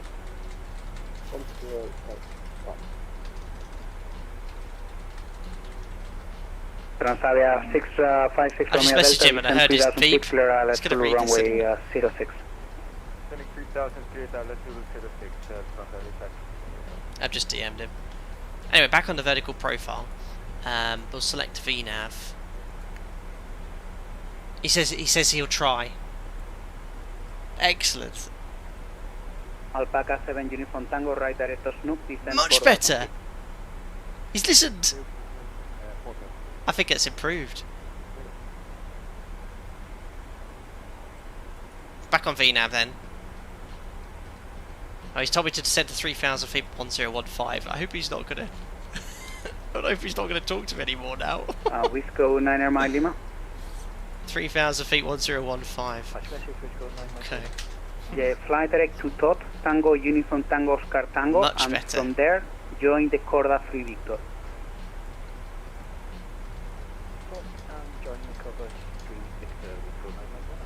That's correct, Wisco 9 Mile Lima, descend flight level 980. Much better. I fixed something. Tomjet 24 Echo, speed back to 20 knots. I can turn up. 20 knots, No, I can turn up V-Pilot a little louder now. And we can hear the other traffic. Alpaca 7 Uniform Tango, descend 3,000 feet, clear Alice Zulu runway 06. Oh yeah, he told me to send 3,000 feet and set the QNH there. 12,700, 3,000 feet. Stand by. Transavia 56 Romeo Delta Tower 1185, bye-bye. So just monitoring VNav, monitoring the speeds and the restrictions on this arrival.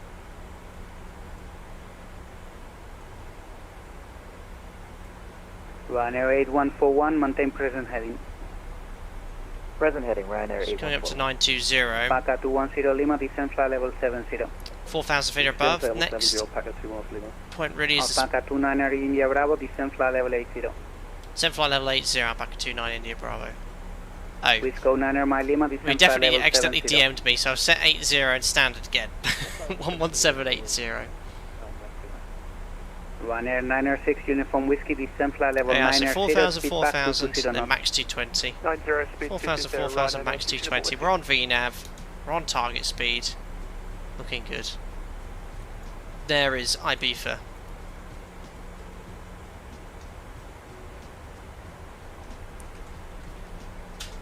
Just try and fly live again, guys. Because I miss having the overlay.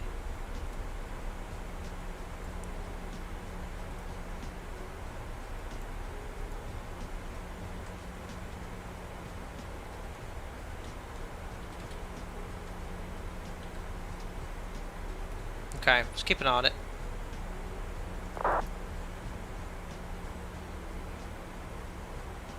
Wouldn't Palmer be a better alternative? Yeah, possibly Zach. Alpaca 7 Uniform Tango on the localizer, speed 180 It knots. defaulted to 50, Barcelona. 30, 20, 10. Thanks a lot for the fiver, Tom Knudsen. Hope you're doing well, buddy. Could you try and record the cockpit sound during cruise? Yes. Would be cool to hear how much sound Ryanair there is. 8141, For fly Instagram, direct to perhaps? Well, thank you very much, Tom Knudsen, for the £5. Hope you're doing well. Are you just talking about the background noise or anything in particular? I mean, it's pretty loud in there. The PMDG, I think, his audio is very good. You know, I think the sounds are a tad better than the mods.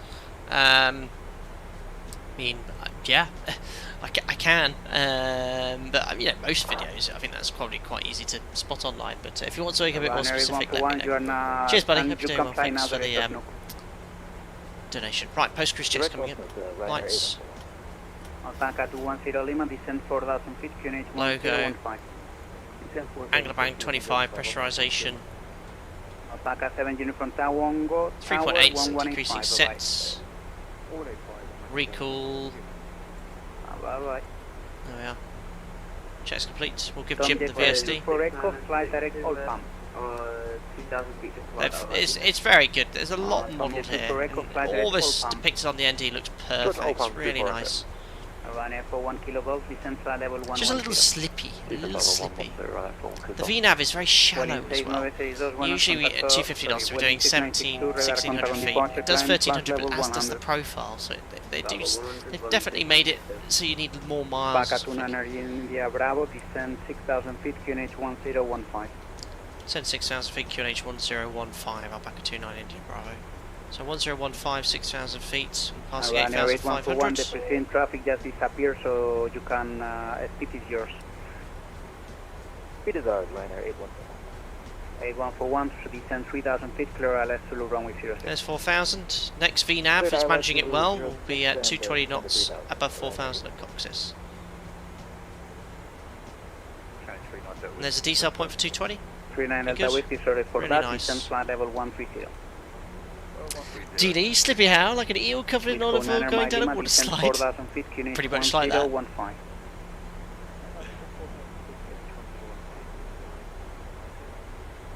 And Ryanair 96, Uniform Whiskey, descend flight level 70.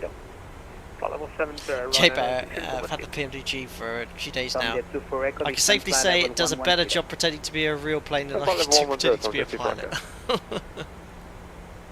Practice makes perfect, buddy. So remember, we put a 5,000 feet restriction here to allow for a potential shortcut on the approach here at 925. To accept a base turn at Osnook, we can deal with that because we're going to be at 220 knots at Coccy's. The aircraft's now slowing down, so we can quickly bring the flaps out and accept an early turn.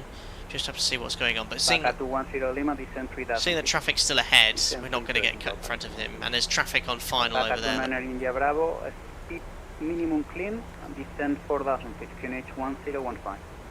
Minimum clean speed and descend to 4,000 feet, QNH 1015, Alpaca 29 India Bravo.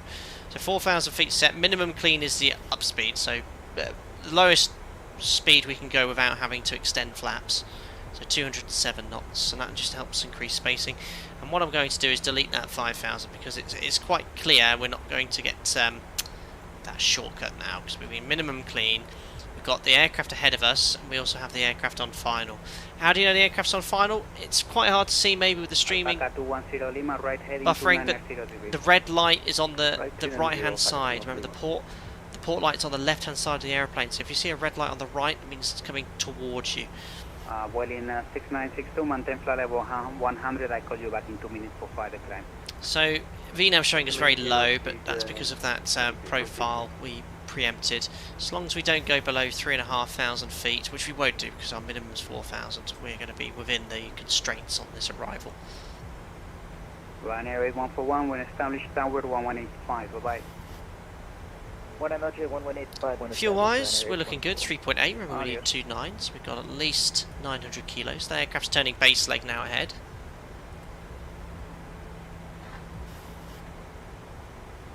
Yeah, you know, like I said last stream, there's work to be done on this, but it's still an excellent replication of the 800. It really is. 6,000 feet. 6,000 feet. There's the aircraft on final. Chanex 39 Delta Whiskey, descend flight level 70. Flight level 70, Chanex 39 Delta. Well, in 6962, clear of traffic, climb flight level 240. Great view. Ryanair for 1 kilo golf, descend flight my level 9. wing lights on, I can see inside the engine quite clearly. Alpaca 210 Lima, right, direct Osnook. No, they're off. Right direct Osnook, Alpaca 210 Lima. Correct, you clear LS Zulu runway 06. So I'm just going to go vertical speed now of 600, maybe 500. With go 9er Mike Lima, left heading 19er. Told you, have you ever slipped up on stream before, but you ever use Alpaca in real life? I know you've slipped. Oh yeah, several times. I haven't yet. I have in the sim though. Dealey, absolutely. Did I teach you that one? Alpaca 210 Lima. That's the way I used to. Right That's the way I was taught. The airport red wine, think is left. It's the best way to remember. Oh yeah, thanks Jennifer. We are. Replay is recording. 3, 2, 1. Now we are recording. Thanks guys. Thanks Jennifer. You have reminded me epically. Best in approach checks really. Frequencies 1111, 1111. You can always check that in the FMC. Alpaca 29er India Bravo, speed back 180 knots. 180 knots, Alpaca 29er India Bravo. So speed checked, flaps 1. Wisco 9er My Lima, left director snook. And 187, so I need to go to flap 2, speed check, flap 2, 180. Flap 2 is very useful to get that 180 knot bug. Ident is India Bravo India, correct, 3000 feet to clear which is the same as the ILS we're looking for. Standby instruments are set. Course 061. Checks complete. Continuing on the arrival still. The aircraft didn't probably. The aircraft probably didn't get turned on base leg early just following the arrival. Nice spacing here by ATC. 5096 uniform whiskey. Just don't crash, I'll try my best, Zach. Alpaca 29er India Bravo, right direct DMF. Straight Demev, Alpaca 29 India Bravo. Nice little shortcut on base, execute. That's going to put us still on low on profile, so we'll just keep going VS 500. Try and do a CDA. Let's see what the aircraft does here. So, remember we talked about how it should be maintaining altitude perfectly. We've told it to do 500 feet per minute, it's doing 800. Again, this is very inaccurate. The aircraft is rock solid at maintaining whatever pitch you set. 700, 650, it's sort of getting back there, but it should be bang on whatever you've set.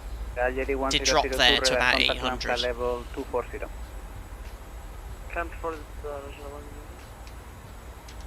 Alpaca 29er India Bravo, descend 3000 feet, clear ILS Zulu runway 06.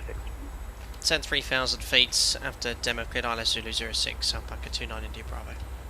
Wisco 9er My Lima, you clear ILS Zulu runway 06. So 3000 feet, we're doing 180 knots, there is traffic only 5 miles ahead there, so just keep an eye on that.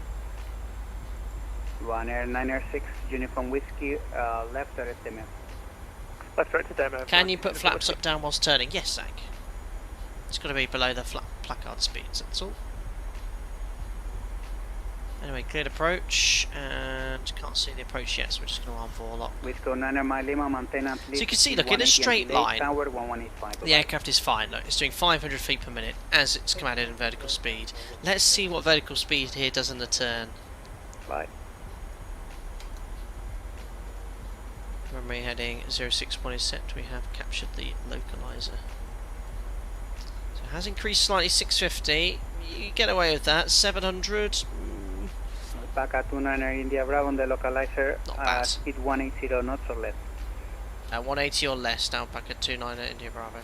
So now it's sort of leveled. It's not done a bad job. Going to go straight to flat 5. Look, he's quite close ahead of us. Copied Alpaca 29 India Bravo, reducing now to 160 knots. Thank you, that's break. You're on Air 1 kilo go, descend flight level 70. So it's quite close. This whiffs of Barcelona, this does. Uniform Whiskey, descend 3000 feet, clear ILS Zulu runway 06, speed 180. 3000, cleared ILS Zulu 06. It's going to do a very shallow vertical speed. This aircraft's quite close, only 4 miles ahead. Whiskey, descend 5000 feet, cleared approach, but the glider's not alive yet. Yeah, 5000 feet, QX, 135, Potter, what's the latest update to VNAV? Oh no, I no idea. Unicom Balance 6916, Monos, aircraft 1 Glide steps alive. Traffic is 4 miles ahead, as long as he navigates quickly, we're okay. Don't forget, I'll be giving away 2 copies of the inibuilds scenery after landing. We're going to have one as soon as you get on the stand, and then we're going to have a look around the scenery, and then I'll do the second one.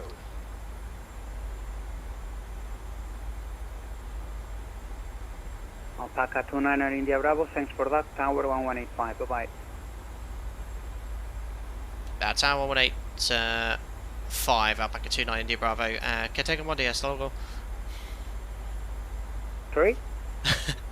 Que tenga buen día. Hasta luego, gracias. I shocked him with my Spanish.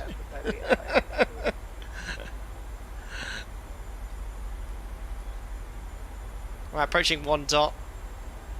Alarm approach. Tower's active. Ibiza Tower. We want us Alpaca 29 India Bravo. ILS Zulu 06, 12 miles, 160 knots. Alpaca 29 Tango Bravo. That'll do. Continue approach, runway 06. You are number 2, and your president is on Airbus 321, is now 7 miles out. Let's copy continue approach, Alpaca 29 at India Bravo. Well, I see 4 miles to Alpaca 29 Tango Bravo. We'll take it. Ooh, let's get glide slope capture before out acquire. There we are, glide slope capture, missed approach altitude 2,500 feet set. There should be sufficient spacing here. Nice little thing I was taught years ago is once you're established on a 3-degree ILS, so long as he's without if he's within 1,000 feet of you, you're getting quite close. If he's outside of 1,000, so long as he vacates expeditiously, you should be fine. There we are.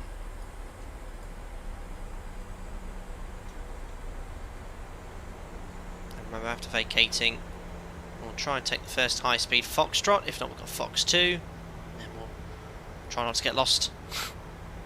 Iberia 5528, runway 06, 110 degrees, 8 knots, clear for takeoff. That's good, he's got an aircraft taking off as well. Captain, do the rest of the approach in Spanish. To Oscar Lima, contact down, No. 12925. 11925, Alpaca 29 Lima, bye-bye. Right, I'm going to configure a little bit earlier here. Gear down.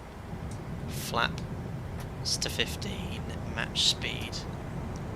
Landing checklist. Start switches, recall, and speed brake. Arm green light. Landing gear down to 3 green. Order brake set to 3, flap 30. I don't know what the final wind is, but at the moment we've got a 14 knot crosswind. So flaps we have 30, green light. Lights, we're waiting for our landing clearance. Checks complete. Pitch power. Once the speed gets stabilised, looking for around 1 degree, 57%. It will be that. Pretty spot on. We go 9 Mike Lima, clear to land, runway 06, wind 110 degrees, 8 knots. Perfect. Speed's nice and stable as it would be in these conditions. Looking good. You guys all want Boga. Contact approach 134.825. It's busy, guys. Happy flight, Not very good today. day. It's not Sunday, remember? I only do bogus on a Sunday.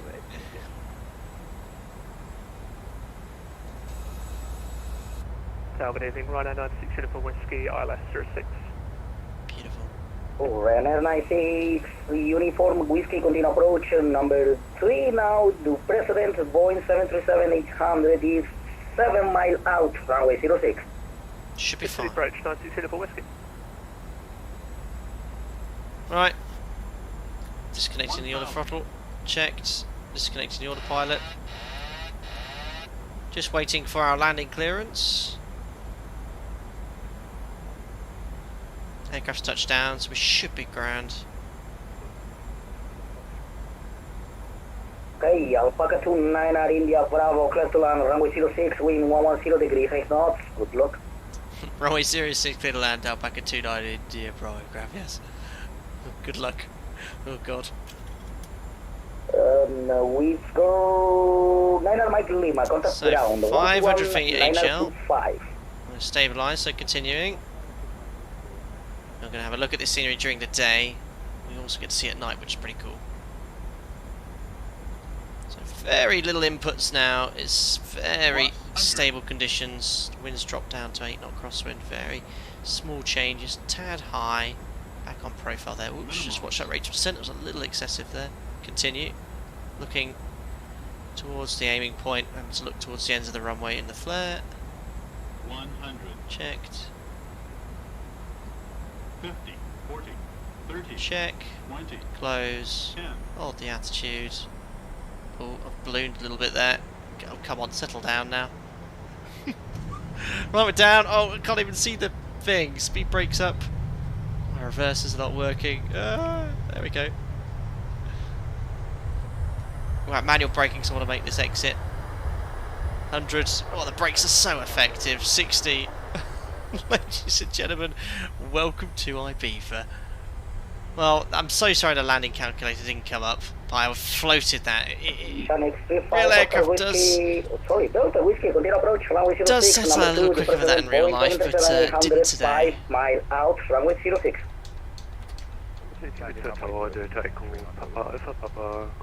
Right, flaps up.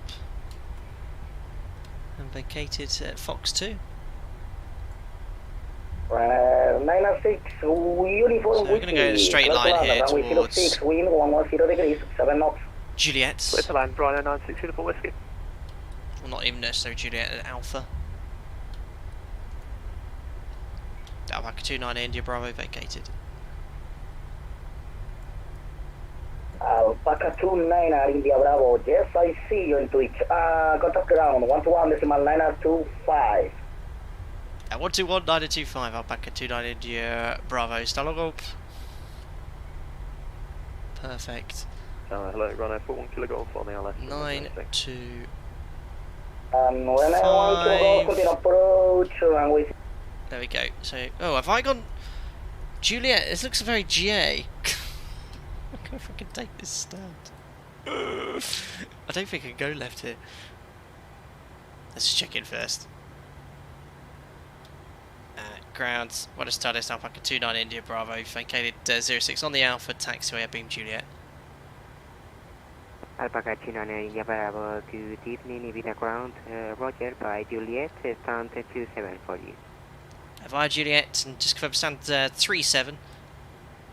Negative, stand 27. Via Juliet, stand 27, Alpaca 29 India Bravo. Perfect, so Juliet. Good evening. Damn you lot. Yeah, normal entry is via Alpha. I've never gone via Juliet, so I should have done a left turn to go via Alpha. I don't think a 737 should be going down here, but nothing to see. Destination of Foxtrot Mike November. Cabrera Romeo departure. Active runway 06, initial climb 6000. Yeah, I'd probably have to backtrack on the runway in reality if I'd done that. What we're going to do, we're going to go... It's a little narrow. Gonna take this first left. 8,6260 for oh. Shot that. Is that a professional streamers available? Max span 18 meters. Let's just ignore that. So in reality, what would happen is I'd have to enter. If I'd made that mistake in real life, because obviously I was meant to make a left turn to go Alpha. In reality, if I'd done that, I'd have to go on to Golf, backtrack on the runway, which would annoy the controllers. You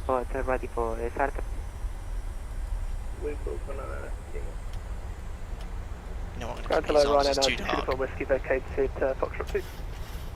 Ryanair 96 uniform whiskey, good evening, it's the ground. By Charlie and Alpha stand 3. See, he's done it right. Charlie and Alpha. Charlie and Alpha stand 3-3. Ryanair 96. She should have left. Should have made a left turn.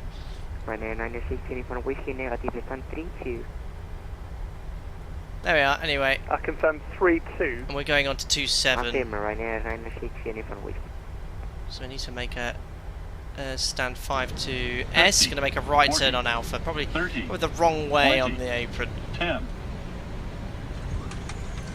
Thanks, Michael. Just woke up and needed some butter for my toast this morning. It was spread a bit wonky though. Max span 18 meters. Nothing to see. 36 meters is this wingspan, Max. Thank you very much there, Michael Cader, for the $8. Hope you're doing well. Enjoy your breakfast in Australia.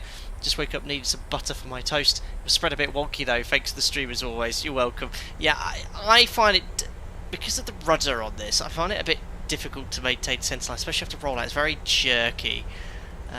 It's okay. It's just the behaviour in this sim. Apparently you can modify the flight model somehow to make it better. Someone emailed me and said, but I don't want to fiddle with anything that I don't know what I'm doing with, so that's not an excuse, but my taxiing there was a little poor. So yeah, in hindsight, what I should have done, Fox 2 left turn, then right onto Alpha. But we're on the correct taxiway now. We're looking for stand 27. APU is coming up. All the radars off. And we're going all the way to stand 27.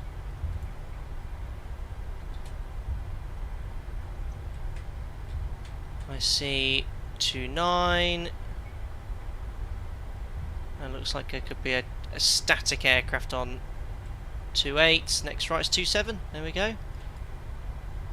So as we were discussing earlier, don't forget to turn off the turn off and taxi lights pulling onto stand. Ground, good evening. Flag 39 Delta, runway 30. Yeah, the brakes are either all or no. Now this does have this.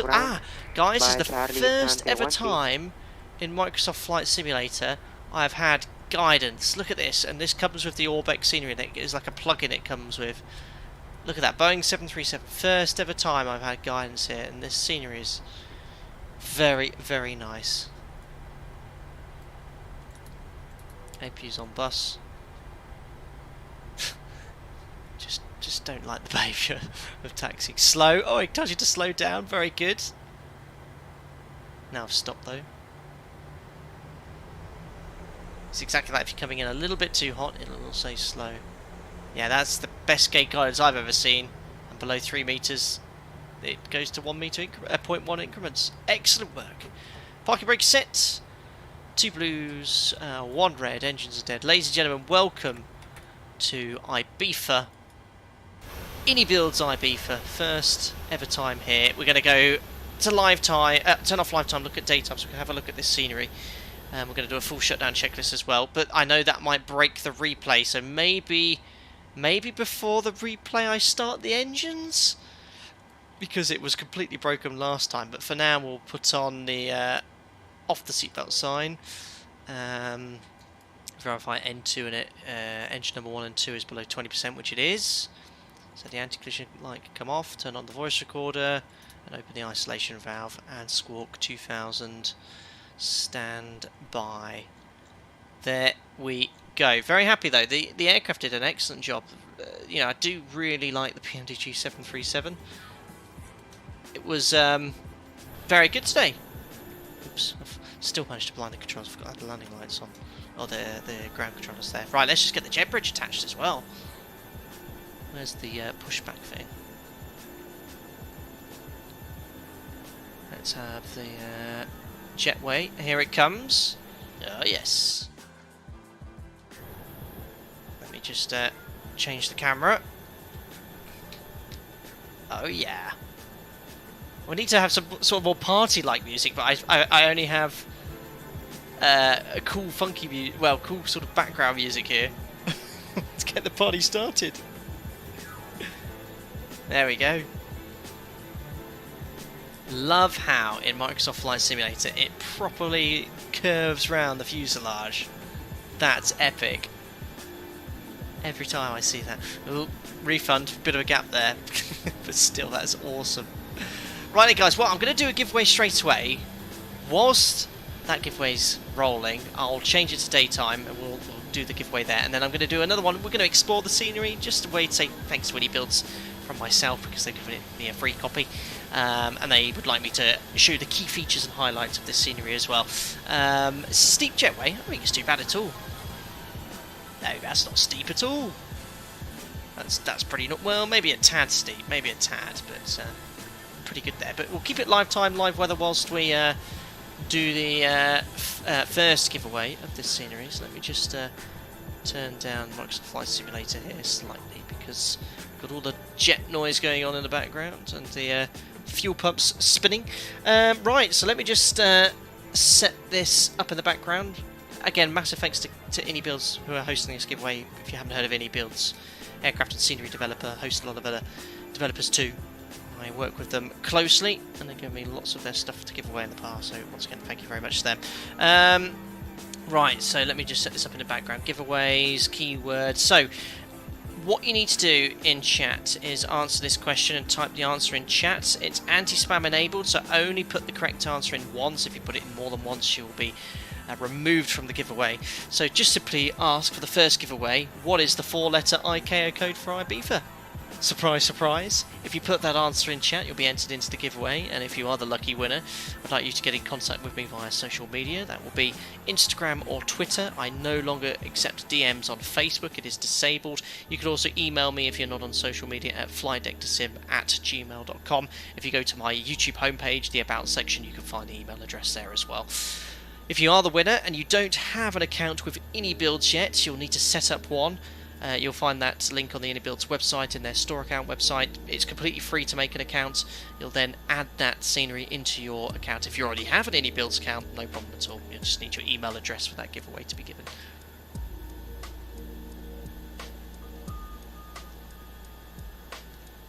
Right, better end that replay actually, that's still going.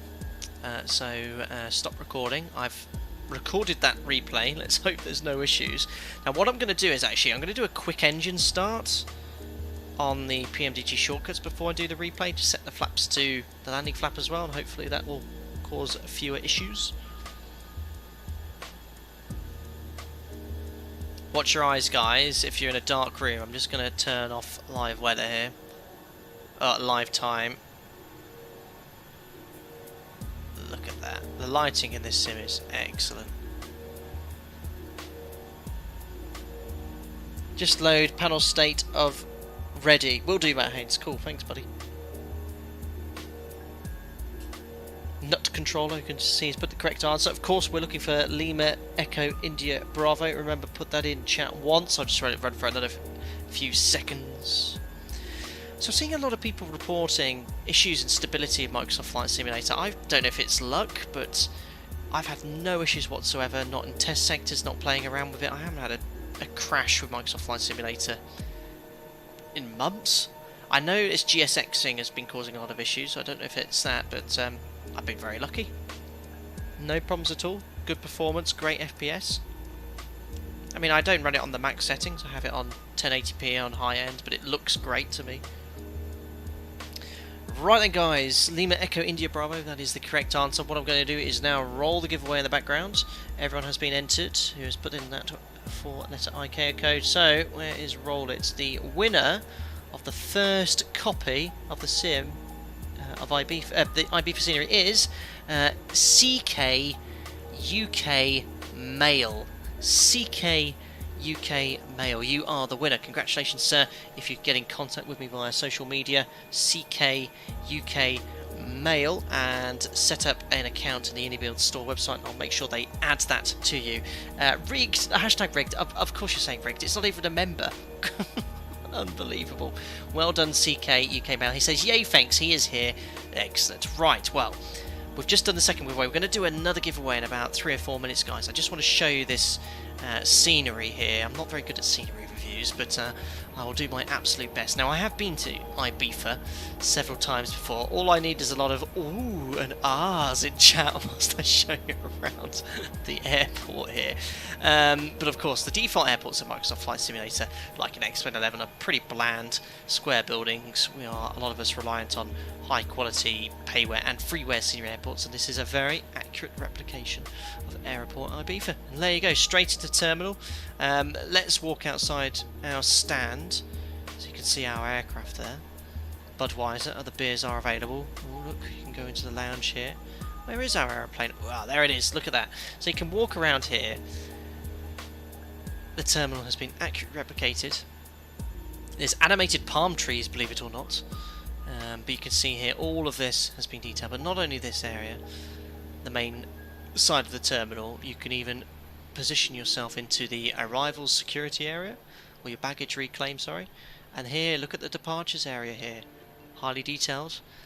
There's a Ryanair, Sixt rental cars, Hertz Europe car, all here. Yeah, I mean, you could literally walk in through the front door. Have they got those animated palm trees? Maybe needs to be a little windier, but they are. EU flag. Oh, the flag of Spain. Is that the flag of Ibiza? Airport sim, but yeah, very, very nice. Wait, aren't there 2 copies to be given out? There is Boeing 380. We've just done the 1 giveaway now. I'm going to do the next giveaway very shortly. Here is other perfumes available. I'm going to get sued at this rate. Yeah, but there we are. The quality is excellent. Through the departures, or salidas, into the departures hall. The quality is superb. You even have the gate staff and all the fences up here as well. Very, very nice. Oh yeah, the most funnest moment of every flight. Wondering if your suitcase will ever turn up. Absolutely there. So it's a true-to-life airport landside recreation with custom ground decals, signposts, vegetation, parking lots and more. So you can go right outside here. It merges so well with the Microsoft Flight Sim scenery. Look, you even got junk in the skips. Pallets and coal? I don't know.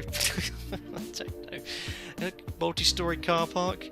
Now I was wanting to park in the mid-levels, but look at this. Multiple cars, even the numbers as well. Very nice indeed. Go back outside the front of the hall here. Not very crowded today at Ibiza, no, it would be perhaps a little busier. All the lighting, we saw there landing at night there. Actually, the default airports of Microsoft Flight Sim, the lighting's all over the place, especially on the taxi lights, but you saw the taxi lighting was accurate replicated, including the incorrect apron entry we took for an aircraft not designed, a 737 that's not designed to go for an 18-metre wide taxi path, but never mind. They've got custom ground handling vehicles as well, so let's pop over the roof here. There's the Jet 2, we're still on VATSIM at the moment, we must log off prior to doing the replay as well. Back into the departures. Oh, look at this, is this first class lounge? Not so sure. There we go. Yeah, all the vehicles are replicating the vehicles as they should be. So yeah, I mean, we've just zipped around. Let's have a look in the control tower. I mean, it looks very, very nice indeed. Oh, pff, even the screens are animated.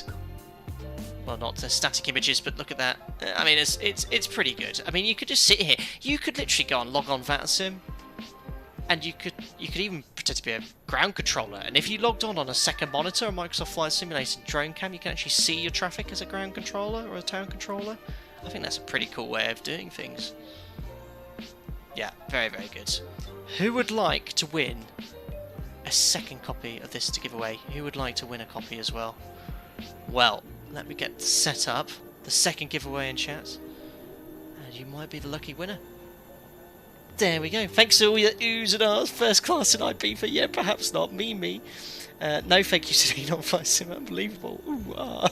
Brilliant work, chat. Do you use an Xbox controller as drone cam? I do, Sim 737 Pilot. An absolute must, in my opinion. CK UK Mail still here. Looks nice. You've won the first copy. You lucky person. Right. So let me just refresh the giveaways. There we go. So I have a slightly different themed question for question number 2. Let me just type in the keyword here. Make sure I spell it correctly as well. You might have to use Google to make sure that this has been spelled correctly. Let me just put it in chat. There we go. And enable anti-spam. So again, I'm going to ask a question. Don't put it in the text box more than once. If you put it more than once, you'll be kicked out of the giveaway. You must only put the correct answer in once, okay? And the question is, the Space Launch System, which we were talking about earlier, which will take astronauts back to the moon for the first time in over 50 years, the project is called what? Begins with A, ends in S. What is that keyword? Put that in chat. Lowercase, uppercase, it doesn't matter. Begins in A, ends in S. 7 letters. You don't need the 1 there. I saw someone put the 1. If you put the 1, don't worry about the 1. Just the name of the project. But you can put it in again. If you put that plus 1, doesn't matter. It's only looking for the keyword there. I will log off VATSIM now, just in case the replay function doesn't disconnect it, which I don't think it does. So thanks to all the great controllers, if they're still around. HC was excellent. Captain Wacky, that is incorrect. Project Big Rocket, unbelievable.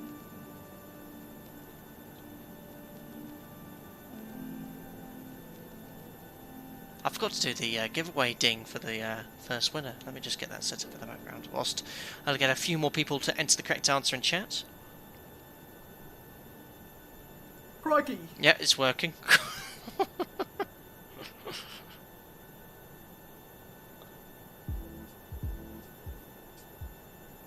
Found it. There we go. What's her name? Apollo's sister. SpaceX star Sheep.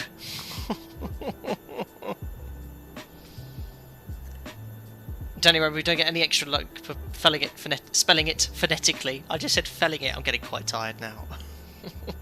Very good, very nice. Cat, can you play the Woo one? I don't have the Woo one. I have Obi-Wan Kenobi. Hello there.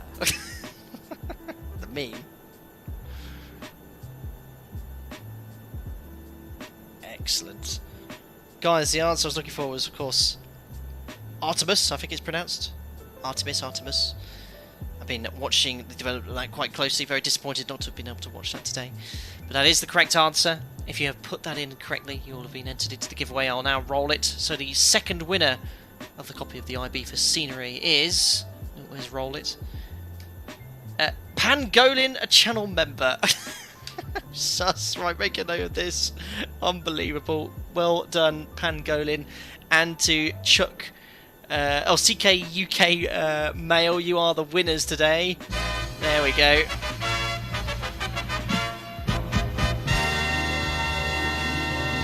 Excellent. I've made notes of the giveaways. Pangolin, you can get in contact with me with Discord then, or you can use social media or email as you so wish, and we'll get that added.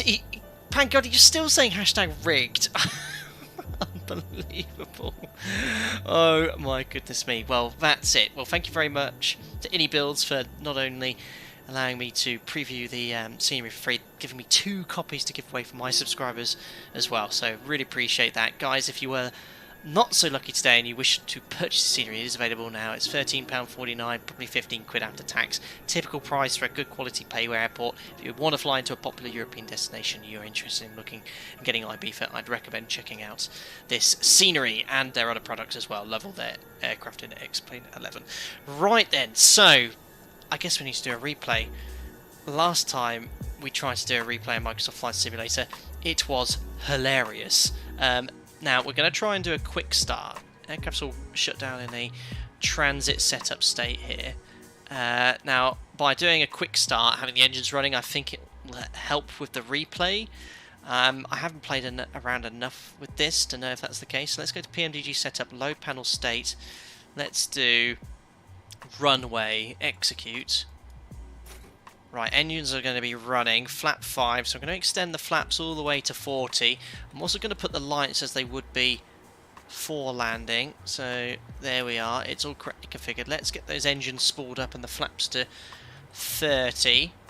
See what happens. Make sure you time it with the music again. What the flip switch, the light switch is flicking, Martin. Unbelievable. Did you call the witch doctor? Oh god. What replay software do you use? It's the free flight recorder one. I tried a payware one and it didn't work very well, let's say. Anyway, I think we're okay. Let me just disconnect the jetway as well for minimum disruption. We'll imagine all the passengers are off, so jetway is being disconnected. What could possibly go wrong? Let's jump into the cockpit. Cue the funky replay music.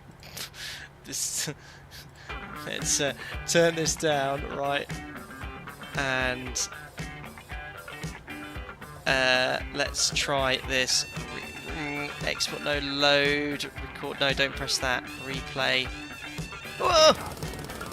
Oh my goodness me!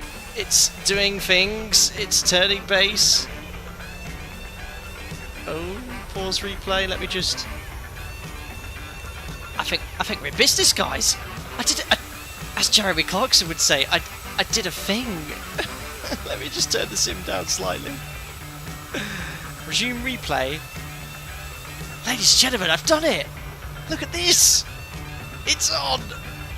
Right, let's actually have a look at how this looks. Right, this is my first ever analysis of a replay. Look at that centerline tracking, but because the rudder is so... it's just the behaviour is just not... Look, you could argue I'm biased because I've been on the... And this isn't a PMDG thing, this is a Microsoft Flight Sim thing. It's just the behaviour. It's the first ever time I've done it in this perspective here as well, but the behaviour's just not very...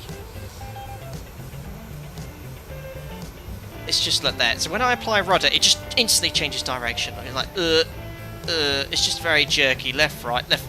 It's just not great. The nose wheel is just ground effects wonky. Aircraft effect on the ground is just not very.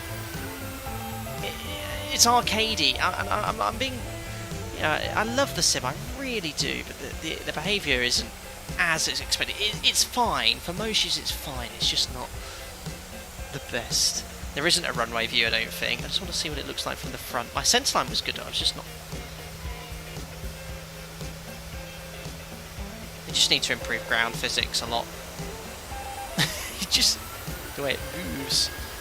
It's okay. And this isn't a PMDG thing, guys. This is just the sim. Anyway, let's. What are the views I can't do? There's no pre-saved. What can I drone cam this? Let me have a little play here, guys. Maybe there's a. Ooh. Well, ignore the fact that the spoilers are extended. It's very cool how you can use the drone cam still during the replay. It just basically. I don't really think there's much ground effect there. The wheel smoke's excellent. Yeah, the behaviour is just it's a little bit more when you're at high speed. It sort of floats a little bit. When you're on the ground, it's sort of like it's quite hard to explain, but yeah, I can't. How do I do a tower view? I don't think I can. I'm just having a little look on the drone camera. I'm having this is the first time playing with this here. No, that's so you can lock the position of the drone. No, that's not used.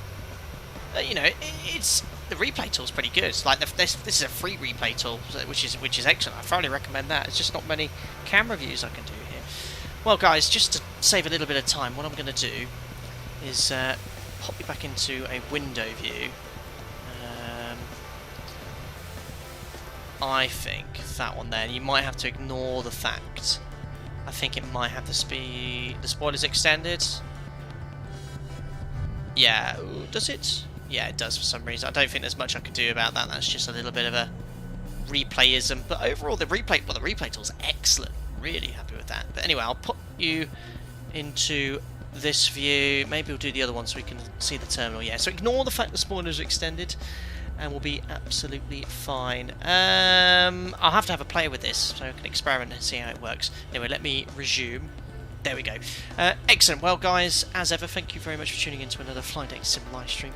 To everyone that donated, thank you very much for your generosity. To the members for your continued support. And especially whilst I'm very vacant in Discord, I'm so busy. And I'm coming up to another full block, guys, so I'm not going to be off until Saturday, and I'm on standby on my last day, so it won't be anything stream-wise until then. Maybe on an early shift, but I doubt that will happen. I've got the MD-11 one to plan. I want to fly in the Zebo mod again. I want to do a back-to-back comparison video at some point. Lots I want to do on the channel. Thanks to inibuilds for the scenery giveaway. As well, thank you everyone for tuning in. Don't forget to smash the thumbs up on your way out. Subscribe to stay up to date with the latest content. And I'm on social media as well, Instagram, Facebook and Twitter if you want to follow me there as well. I'll try and keep you up to date where I can. Guys, enjoy the rest of your week, stay safe, and I'll see you all on another live stream very soon. Cheerio, bye bye.